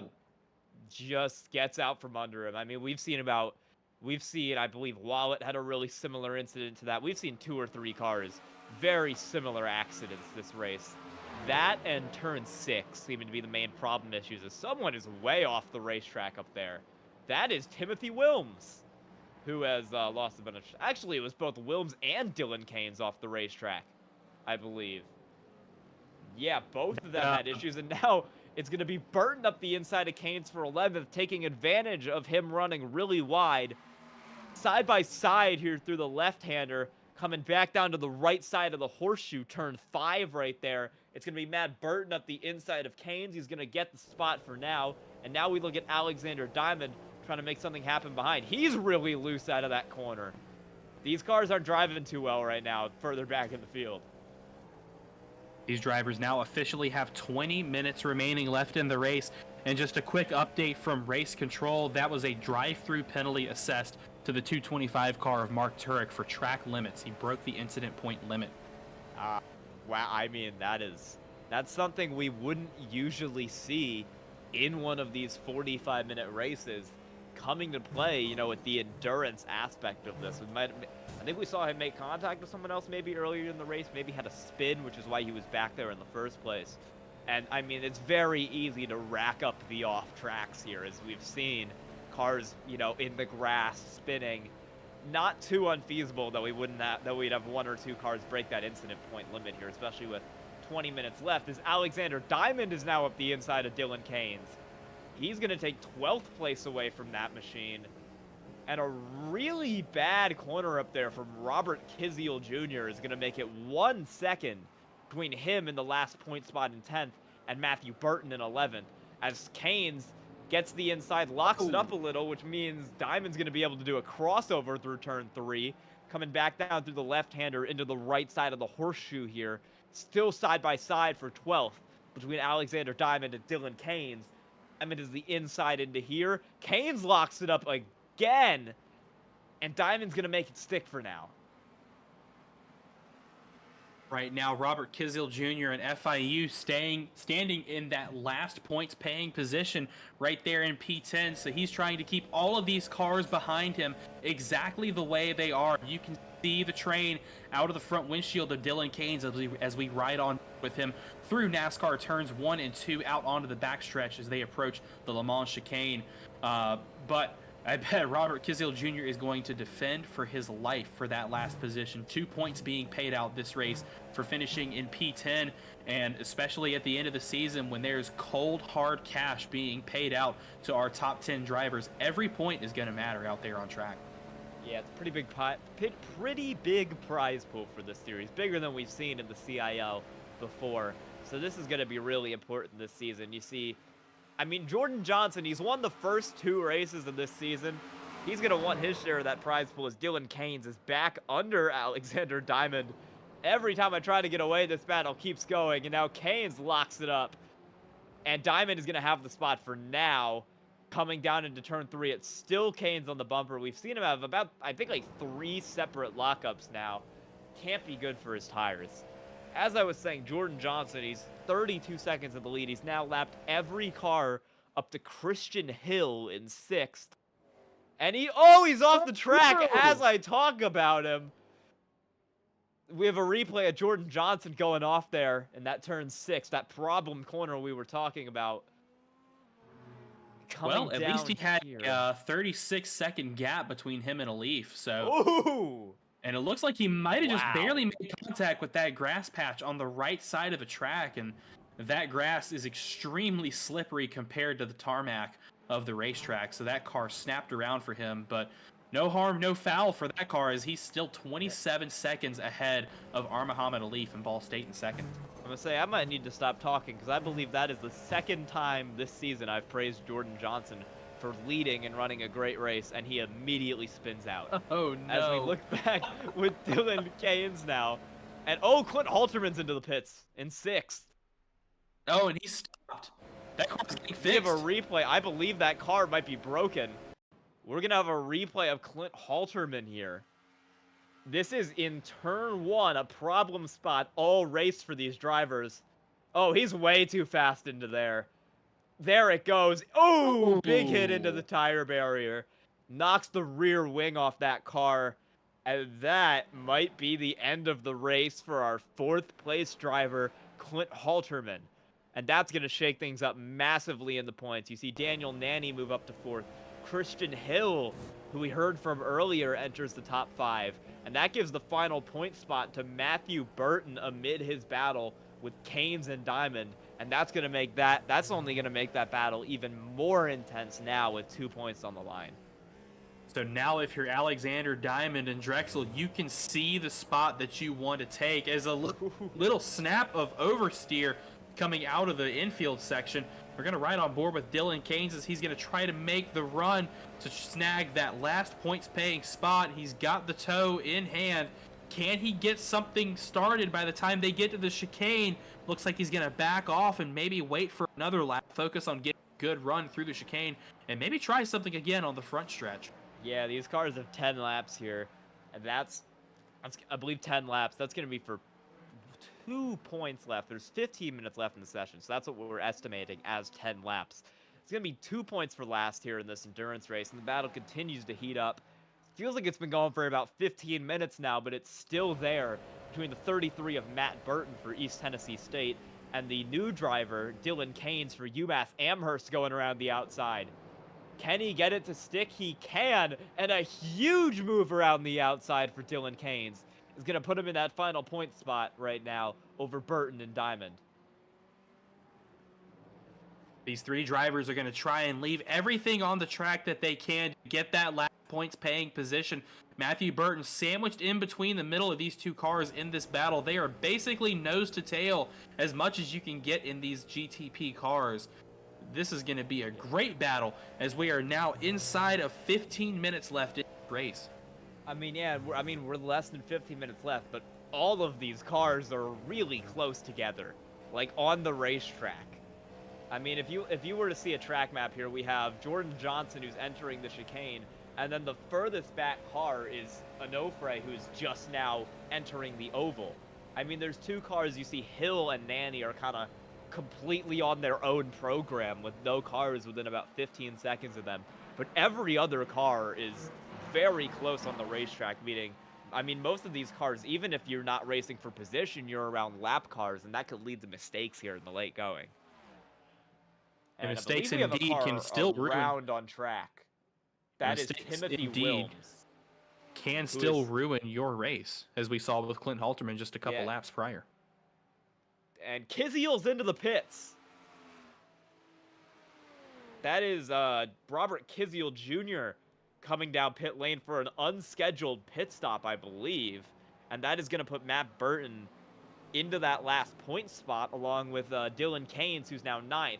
That's not going to stop this battle from raging, though, as Burton continues to get to hound Keynes. It's now, instead of for 10th, it's for 9th. And Alexander Diamond, who's right back there in 11th, is going to be the one fighting for that last point spot. And now that you've got a taste of the points, if you're Keynes or Burton, you want more points. So if you're Keynes, you're going to defend this 9th position like your life depends on it. And if you're Burton, you're going to attack this position like your life depends on it. But you also have to worry about defending from Diamond behind, who wants that position that you're running in right now to score points tonight. Yeah, Kiziel has now come back out of the track, 15th, 1 lap down. I wonder if he had a similar incident point penalty to what we saw earlier there happen to one of our other drivers in the field. And that's Looks like that car came to a stop in his pit box, so maybe some damage service as Burton cuts the last part of the chicane there. Doesn't look like he's going to get a slowdown for it, though, or maybe he does, as that car is backing off a lot through turns NASCAR 3 and 4. Yeah, we've seen a couple incidents here. Daniel Nanny, I believe, has just gone around as well. So Daniel Nanny is around. Christian Hill is on the bumper of him, and now Matt Burton is going to pull into the pits here. Maybe we're trying to see a third pit stop here. I mean, we saw Burton. He has been the first car into the pits on both of the last 2 cycles. He might be trying a similar thing here.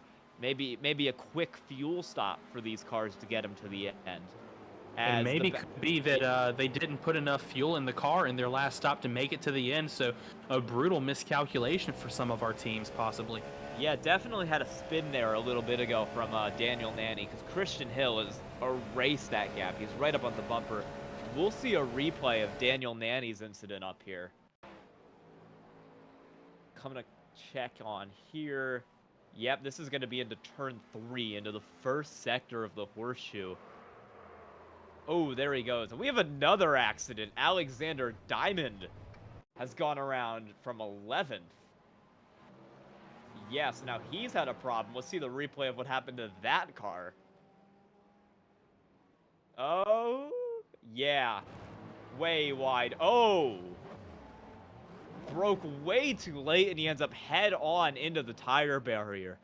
It has been chaos, I'll tell you, for this last points position. Burton is out of it. Kiziel's out of it. Diamond is just crashed. That car's broken. Get that thing off the track. That thing is... Ooh! Spinning into the little off-track chicane there. But yeah, we're going to watch Dylan Keynes here looking on Bradley Skinker. Oh, big send up the inside into turn 1. And he'll take 8th away. Oh, no! That's netcode right there. That was some weird netcode we're seeing. Dylan Keynes, iRacing, for some reason, seemed to think he crashed into the inside wall and decided to remove his bumper from his car, as it does sometimes. As I was saying, it's been chaos for the last about 3 spots here in the points. Keynes has it right now over Skinker. Ben Fiore, who we saw back in about 13th or 14th, has come back up to 10th to get that last point spot, as we see Alexander Diamond with a broken suspension pull it into the pits, maybe to end his race. Those last points paying spots are cursed because these drivers are having some serious trouble keeping their cars underneath them, as that has now moved Ben Fiore into that 10th points paying position, with Andrew Burrell and Edwin Onofre in 11th, possibly with a chance to secure those spots. Yeah, I'm looking at the track map here, and I believe there is a pretty decent gap that Fiore has to Burrell.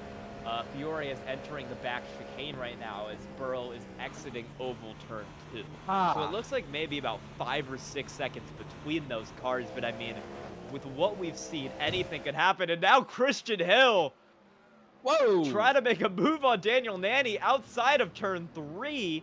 And Nanny's mistake has really led to opportunity for Christian Hill, who we haven't talked about too much. He was on the broadcast earlier to give his side of things, but he has ran a very quietly good race. We've seen him move through the field, hasn't had any mistakes.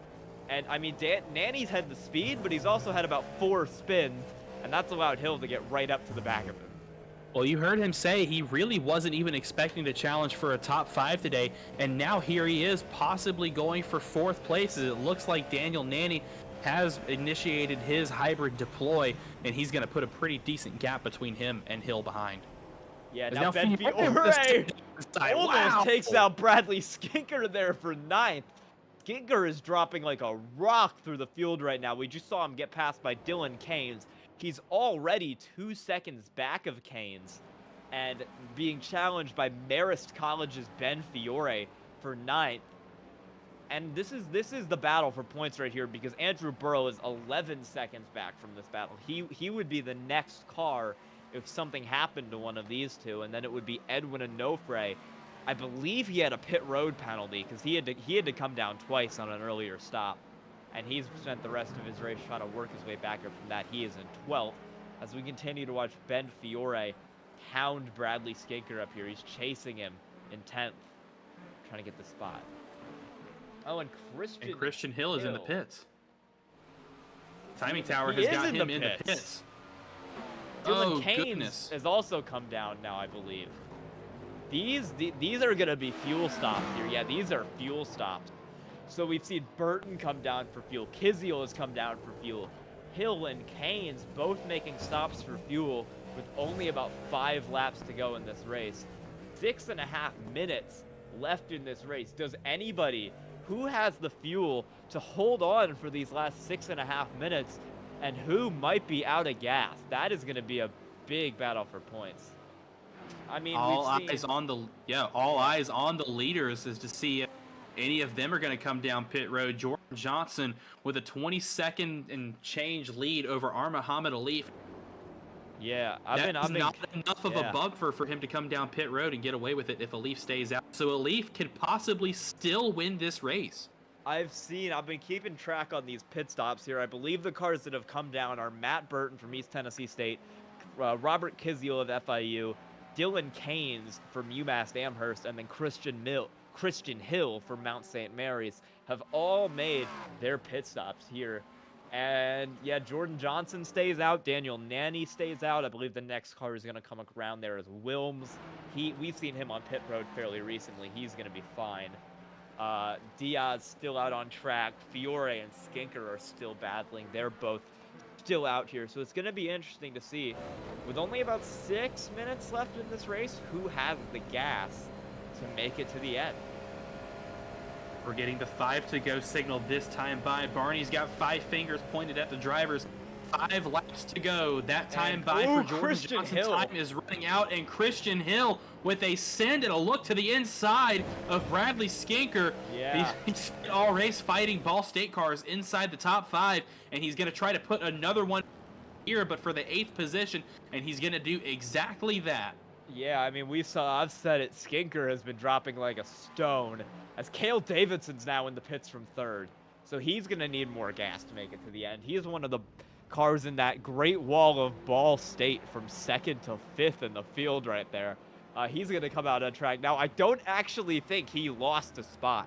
He had enough of a buffer to his teammate Daniel Nanny that he will still come out in that 3rd spot, as Jordan Johnson is actually lapping Daniel Nanny right now, which is going to put 3 cars on the lead lap at this point in the race.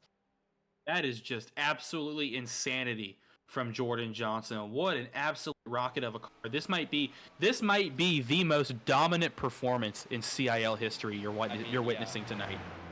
He is 28 seconds. He's a bit wide there. He's taking a fun line through that corner. I think we briefly saw it last lap. He is all the way off the track through the first apex and rocketing back on for the second one. We can sit on board here with race leader Jordan Johnson 27 seconds out in front of 2nd place Muhammad Alif. 1 minute and 5 seconds in front of 3rd Cale Davidson. And we have another car in the pits. It's Muhammad Alif in 2nd. I believe he has enough of a buffer to get out of the pits ahead of his teammate Cale Davidson. Here he is. It should just be a quick fuel stop. You're going to see him come in, get a little extra gas in that car, and there he goes. He's off. Andrew Burrell is into the pits, and Edwin Onofre are into the pits a bit further back, which is going to leave Dylan Keynes as the last car in the points in 10th, and that UMass Amherst car, and then Skinker in 9th, and Christian Hill, who we've already seen come in P8.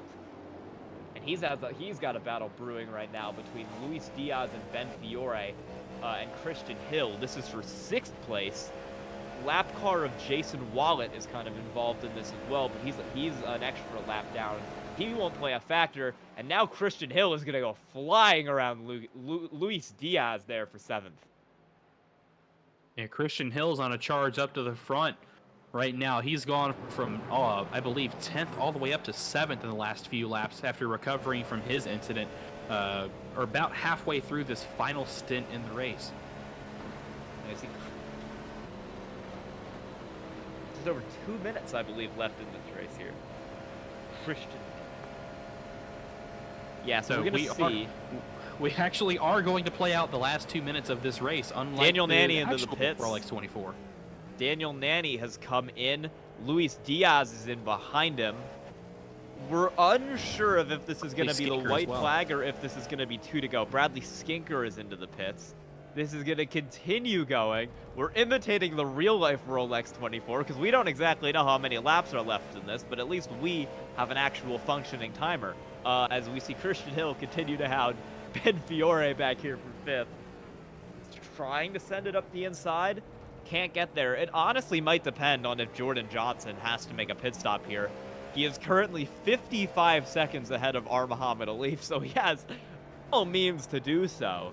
But we've seen him maybe drop a bit of time in recent laps. And that is the lap car of Alexander Diamond spinning out in front of 2 of the leaders. That was sketchy there. As the battle for 5th is raging on, it's Ben Fiore and Christian Hill. Christian Hill made a pit stop, dropped back to 9th, and has gotten all that time back and then some. Big send on Ben Fiore. He'll take 5th, and now he's going to look ahead to Lucas Moody up there in 4th. As, yes, I believe it is 2 laps to go for Jordan Johnson, our race leader, as he heads into the intersection of this racetrack through the first horseshoe. He's going to come down here through the left-hander, back out into the right horseshoe, and Lucas Moody has pulled into the pits along with Ben Fiore, giving Christian Hill 4th, Daniel Nanny 5th. Christian Hill breaking up that train of 4 Ball State cars in a row. And the last car on points right now is gonna be Bradley Skinker from Ball State in 10th. It is 4.5 back to Onofre from the University of North Texas. Time is officially out in the session. We are going to hit the white flag as soon as Jordan Johnson This is the last crosses lap, I the line believe. this time. He's coming down the back stretch. Or no, he's got to take the white flag. We are before the showing checkered. final lap. Yes, we are. This is the Rolex 24. This is the white flag lap. Jordan Johnson. Yeah, Jordan Johnson is going to come around here through turns 3 and 4. I mean, this is the most dominant performance I've ever seen in the CIL. 58 seconds over Muhammad Alif in P2. Jordan Johnson comes around to take the win tonight at Daytona. And we're going to have to wait a while to see anyone cross behind him. Muhammad Alif is just now coming out of the out of the infield. That is how much of a dominant win this was for Jordan Johnson and Kent State. Absolutely demolished the field. I believe the next car has just now coming out of oval turn 4. It would be Christian Hill, 1 lap down for 4th. Daniel Nanny will follow him in 5th. First car's 1 lap down is Muhammad Alif, closing this race out, making his way through this backstretch chicane, and then he'll have ovals turn 3 and 4. It's going to be Muhammad Alif in 2nd, Cale Davidson, his teammate, in 3rd. Dylan Keynes with a huge jump towards the end of that race. He spent most of the race in the rear end of the top 10. He's going to bring it home 6th for UMass. And there's Muhammad Alif now, a full 57.2 seconds later to take 2nd place. And here comes Bradley Skinker is going to come across. Cale Davidson's going to be right behind him. Onofre, Diaz. And this is going to be the last car across back here is going to be Andrew Burrell for Clemson.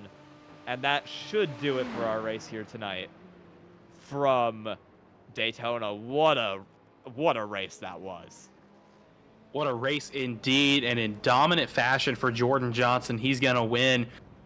I can't think of any other race in CIL history that was that dominant. And it really, he didn't have to come down pit road a 3rd time, unlike most of our other drivers in the field.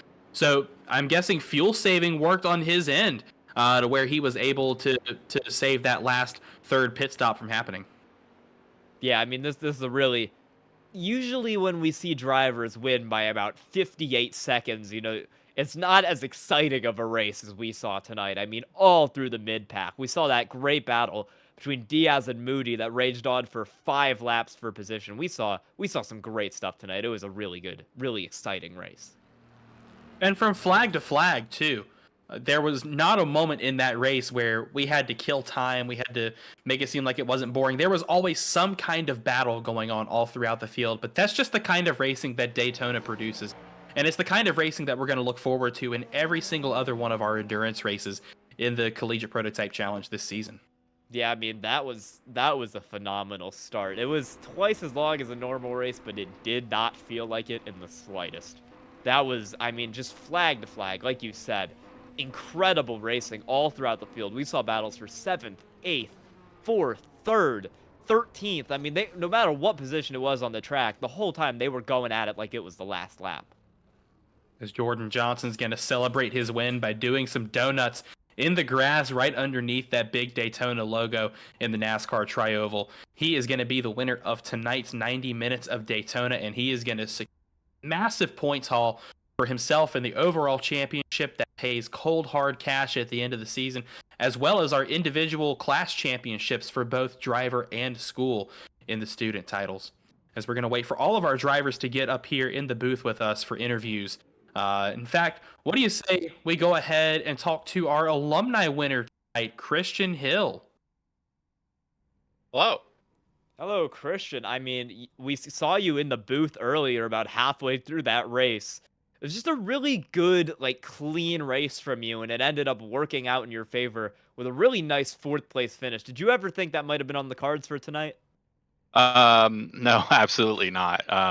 With Edwin in front of me, or at the time, with Edwin and Clint, you know, I was like, nah, maybe top 10 somewhere in there, but never a top 5 or even, you know, close to this. So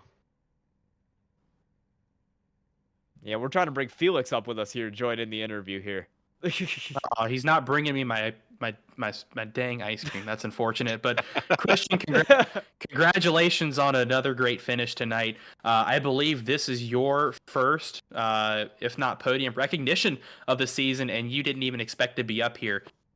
We saw the mistake about halfway through that 3rd stint that took you almost out of the top 10, and the recovery drive to get back up into where you were in 4th place overall. Take us through what was happening in your mind and inside the pit of that car as you quite literally drove through the field. Yeah, I kind of just, this was not a planned drive tonight. So I just kind of went into it. Obviously I had done the Daytona 24 a couple weeks earlier. And so I was used to the car. I used the same setup, just a little adjusted.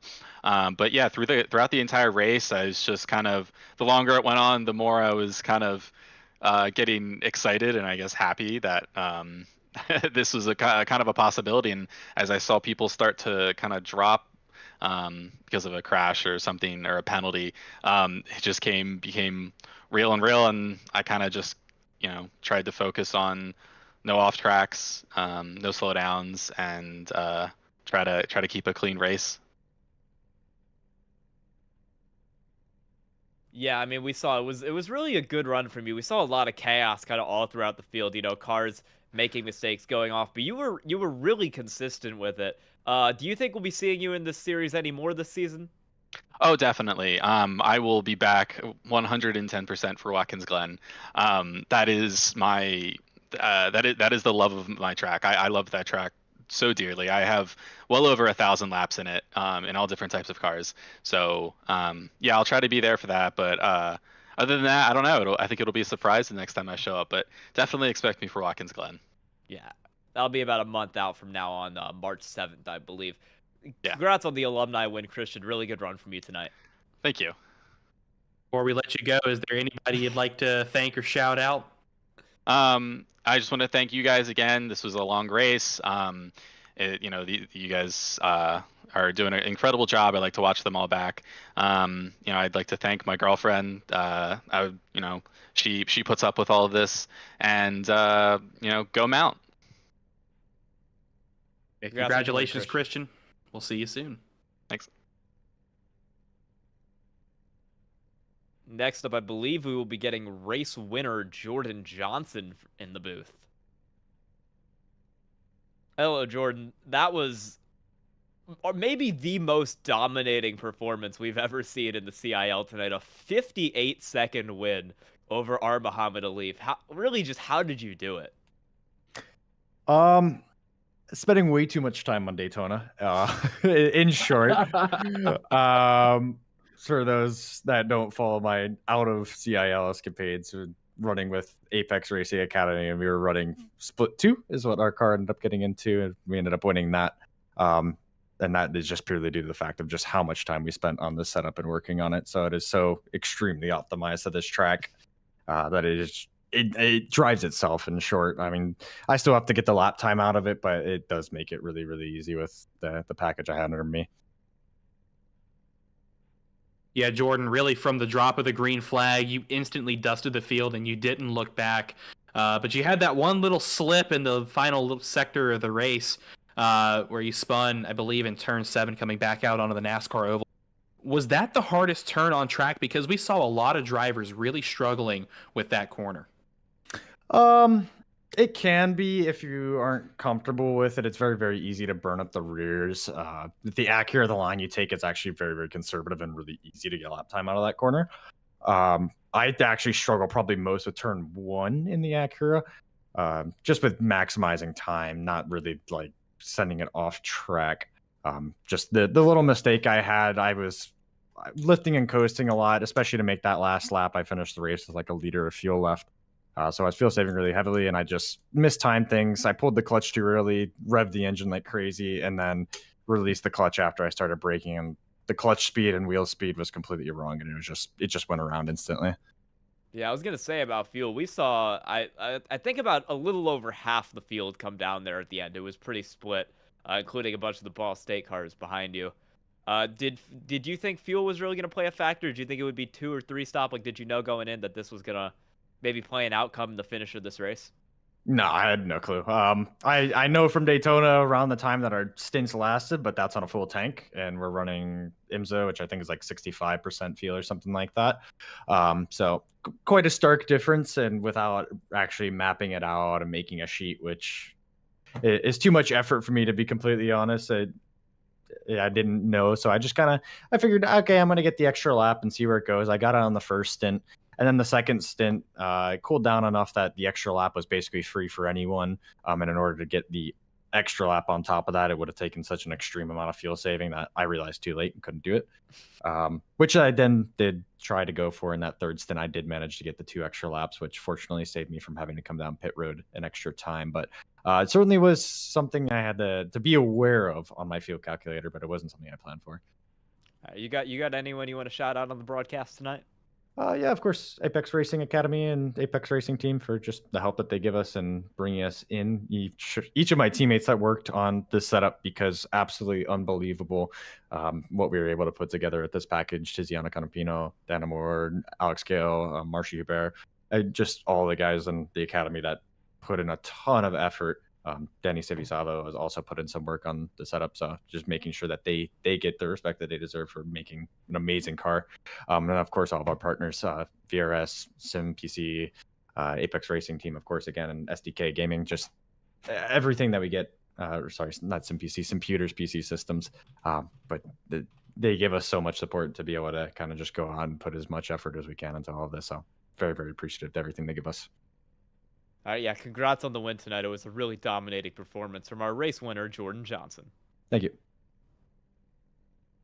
All right. And 57.790 seconds is officially the largest margin of victory in a CIL race for as long as we've been stat keeping.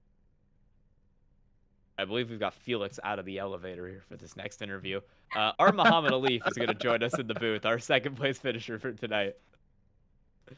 Welcome, Alif. I mean, it was a really good race. I think it was really exciting all throughout the field, but Jordan Johnson did kind of run away with that one. Did you think you ever might have anything for him, or was it kind of obvious that he was gone? Yeah, I think it's pretty obvious given the setup work that him and Apex Racing Team have done. I mean, they obviously won, what was it, second split of Daytona 24. So yeah, I mean, when I kind of saw the pace, I was like, let's try to at least fight for P2. But I mean, obviously, it was a good fight with Kale behind. It was like a Mickey Mouse thing. Him and just managing the ERS, MGUK, and everything. But yeah, I don't know. I don't know how fun it was for you guys to watch, but it was pretty interesting for me. Yeah. Listen, Alif, I'm coming up. I got stuck in the elevator, unfortunately, for a little bit. But really, even though obviously, as you talked about, P1 not on the table, you were content with P2, just trying to manage that. But we can, how excited are we in the Ball State dominance that we have here today at Daytona? You guys holding up 5 out of the 10 top 10 spots. So Yeah. essentially half the top 10. How excited are we for that today? It's we still have to work on it, I think, because obviously not all of us were like second, third, fourth, fifth. I think that would have been the goal. Obviously, the goal would have been like 1, 2, 3, 4, 5, 6 or something like that. Um, but yeah, I mean, we are just continuously just working on our craft. And we've got 3 series that we are going for. Ovals, Formula C, and GTP. So yeah, just trying to hone the team, just practice as hard as we can, and see what's out there for us. Yeah, Alif, it's shaping up to be a great battle on the Formula C side between you and Jordan. So looking forward to how that shakes out. But that's now Jordan taking away 3 wins from 3 races. On the prototype side, what does that look like for you moving forward in the season? Does that fuel you more to keep pushing to try and take that inaugural win? Yeah, obviously, I think the fight will always be there. Just like how you guys saw in Indy. But I mean, yeah, we gotta really. I think if we want to give him a fight, we really have to like develop a setup for like 10 hours a day or something like that. So, um, I guess you'll see the results of it maybe next week. But yeah, I think ultimately Jordan did a great job. His team did a great job with this setup, and I think you could obviously see he did a great job with fuel saving as well. So he was fuel saving. He was still putting out really good lap times. So I think props to him for the win.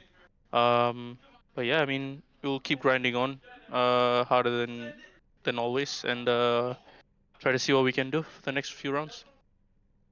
Well, congratulations on your second place finish tonight. Dominant in your own right against the rest of the field. But while we've got you on the show, is there anybody you'd like to thank or shout out? Yeah, my teammates, Kale, Bradley, Lucas, Oval team as well, Daniel, who made his road debut in the CIL tonight. So he did a pretty good job in terms of qualifying and handling the different side of things with road. And also our other oval drivers, Kelton, Ben, and Andrew. Our esports directors, BK and Dan, for all their support. Dean Turner, my family back in Singapore, all my sponsors, Motorsport Singapore, Singapore Athletics, as well as Next Level Racing for the rig, and yeah, Pepsi, Alienware. Yeah, that will be, and you guys as well, all of you guys, Keith, Felix, Sky, and Zach, for covering this race. Yeah, we always appreciate seeing you out on track, and we're looking forward to this title fight developing in another series between you and Jordan. Congratulations again, and we'll see you soon. Thank you. See you. That was our runner-up finisher tonight overall on the podium, Muhammad Alif from Ball State University. And thanks for getting a little ready. fun fact, Alif is actually one of many international drivers in the field tonight. St. Clair drivers hailing from Windsor, Canada, Alif from Singapore, and Robert Kiziel for FIU from Poland. All right, next up in the booth, our final interview for tonight. It's our third place finisher, Alif's teammate, Cale Davidson. Are they roasting my racing line? Is Sky Shrek? Hot mic, Cale, hot mic. I know, it's not me. What's up? What's up? Third place finisher, Cale Davidson. We saw a really good performance from Ball State tonight. Does that make you happy that you did really well as a team? I'm about to say, I think we did pretty good, so I feel pretty good about that. Nice. Hey, listen, no roasting about racing lines here. Hopefully, I wasn't too involved in most of the broadcast today, stuck down in the pits. But listen, Cale Davidson, you excited at least for the third place finish? Maybe not where you had necessarily wanted to be, or how are we feeling just overall about this? I don't know. I think if there was an award for most third places in CIL throughout 2 different series, I'd be killing that pretty good. I always just end up in this spot. Coming into this race, I was on a different setup than the rest of the Ball State cars. So the Ball State caddies were fast, of course, but since I'm the only one running the Porsche, I kind of took like a gamble with that. And we knew Jordan was going to be fast, so Jordan checked out. We weren't surprised by that. And then I was honestly kind of surprised that my setup was keeping up with Alif in the Cadillac. Towards the beginning, I got that slowdown, so that kind of set me back a little bit. But I never really let Alif pull away. But then once we got to the second cycle of pit stops, that's where I kind of started to realize I might be in a bad position because I was pitting a lap earlier than him. And basically, I just started the Porsche seemed to not do as good with fuel. So I had to basically set up the race and then just keep pushing, especially at the end when everyone was trying to fuel save. And then I risked it, took a fourth pit stop, and it still paid off pretty good. Hale, what are you watching right now? I'm not. That's my background. Oh, okay. Yeah. No, I'm not watching I anything. hear your teammates dying laughing behind you right now on the mic, and it's Yeah, just making it even They're funnier. they're rewatching the broadcast because they like to do that, and then they almost took each other out at one point, I think. So they're they're Gotcha. laughing themselves off over there. Well, Kale, I'll ask you a real question now. We heard your teammate Alif on the mic earlier saying about how he was kind of developed the Ball State program even more with a dominant performance today by Johnson on the solo end. But the team win would have to go to Ball State with so many drivers in the top 10. Do you feel like momentum is on to be able to help Alif as well as yourselves challenge for all the positions that you can in the overall championship? Yeah, so because I wasn't actually expecting my pace to be as far up as it was with a Leaf. I know that like throughout I was running pretty good lap times with him until I made a little mistake, but even the other two, I think Bradley spun at one point. So just like fixing those little like minor mistakes and that kind of stuff, and then like we will have a really solid team because if they didn't have those spins or anything, they wouldn't have ended up I think 7th or 8th wherever, and we would have been a lot higher. So we probably would have gotten all 5 cars, or yeah, all 5 cars pretty close to the top 5. So I know we have a lot of momentum going in, but it's just doing all like the little finalizing pieces and trying to put that all together and get a good run. Well, you know the drill. While we've got you on the show, is there anybody you'd like to thank or shout out? Yeah, obviously. I'm sorry, it's so silly just in the background. I can't even hear them, so that's probably the worst part. I don't know what they're saying. No, it's the toothless on your screen. It's just killing me. I don't know why it's that funny. Yeah, so I want to shout out my sponsor, Indie Hood Rats, for basically showing off the new car, and then also shout out Ball State Esports, all of my teammates. We put on a good show today, I hope, and I hope we can put on some better shows and definitely run a lot more up front and do some pretty fun battling with each other. And then obviously our esports director, Dan Marino, and then BK, and then shout out to my mom and my dad and my grandma. That's all. Well, congratulations again on your 3rd place tonight, and hopefully we will see you back here in the booth again soon. Thank you.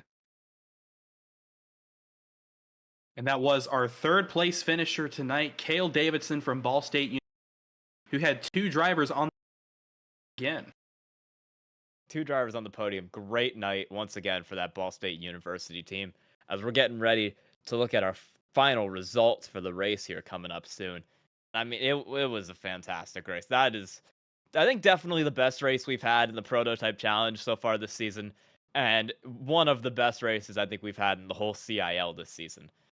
As we get ready for the results tonight, obviously your race winner by a dominating margin, Kent State University's Jordan Johnson, followed up by 2nd place, Muhammad Alif, and 3rd place, Cale Davidson, both from Ball State.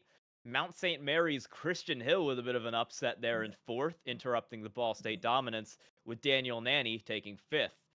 UMass Amherst has Dylan Keynes with a really sneaky 6th place finish, and Florida International University's Robert Kiziel takes 7th.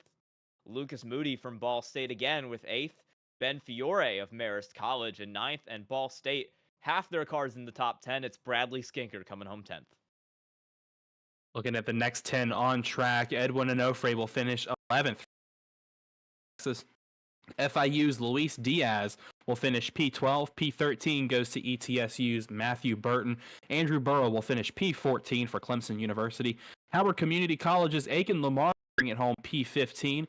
Drexel University with a pair of cars finishing P16 and 17 in Jason Wallet and Alexander Diamond. Pennsylvania College of Technology's Mark Turek will split between another 2 Drexel cars, finishing P18th, as 19th will go to Timothy Willems. And rounding out our top 20 is Clint Halterman from UNC Charlotte. And at the back of the field, some of these drivers that were involved in incidents. We saw that shunt between 21st place University of Alabama Huntsville's Ryan Whitlock and 22nd place Clemson University's Andrew Williams, a bit further up the field. And then the bottom three, a disaster class for St. Clair College. Adrian Tubakovic, we saw get in that incident with Wilms to finish 23rd. Alan Hong was missing the entire front end of that car for 24th. And then Athena Leclerc, she'll round out the field in 25th. I mean, that was just fantastic. Like, that was so much fun to watch, so much fun to call. I mean, that's kind of a showcase race for the Collegiate Prototype Challenge right there. Yeah, what a great race from flag to flag. Usually enduros suffer that problem where they're really fun at the beginning, they're really fun at the wrecks, and they're really fun at the end, and everything in between is really boring. But that wasn't the case tonight. We had phenomenal battles all the way up and down the field, way up until the end. We had pit drama, we had teammate drama, we had shunts and spills. I mean, it really had everything you could ask for in a Collegiate Prototype Challenge race and as the first enduro race of the season. Yeah, I mean, it was 90 minutes and we still had cars going at each other for those last couple point spots really late in the race. And like, those point spots matter. They're worth extra in this race, in this 90-minute race, as opposed to the typical 45 that we'd see in this series. And I mean, these drivers wanted it, and you saw that. You saw all kinds of battles. You saw pit strategy being played. You saw some cars like Gaines, I mean, maybe take a little less fuel than some of these other cars had to, and gain a couple spots on it. And that's going to be huge in the overall point standings as we move into the next couple races of the season and towards the end of the season. Road Atlanta in our finale. It's going to be a really fun season, and I mean, we're only about a quarter of the way in. A quarter of the way in, indeed, and we have so much action coming up for the rest of the season in the Collegiate. I continue next Monday night at 8 o'clock p.m. with our College Cup Series takes back to the forefront of our attention for the Future Made by Hand 200 presented by the Pennsylvania College of Technology Drive. That comes to you live from the virtual Pocono Raceway. That'll be Monday night here on CIL Vision with our pre-race Ignition Zone show, 30 p.m. And then on Wednesday, we will turn our focus to this back to CIL Formula C as we head to a brand new track in the second week in a row. We're going to go to the Homestead Miami Road Course for Miami Grand Prix with a lot more action and a lot less washed up celebrities than the Formula One Miami Grand Prix, hopefully. But that is going to start at 8:45 Eastern live here on CIL Vision next Wednesday night. And the next time we come prototype racing, it's going to be from the Hungaro Ring. We're back over across the pond for round 4 and our third sprint race of the season in the Collegiate Prototype Challenge. Same time, same place, live here on CIL Vision next Thursday night. And I believe that is going to do it for us here in the booth. So on behalf of co-commentator Sky, pit reporter Felix, and producer Keith, and all of us here at the CIL, we'd like to thank you all for tuning in to tonight's 90 minutes. And until next time, stay fast.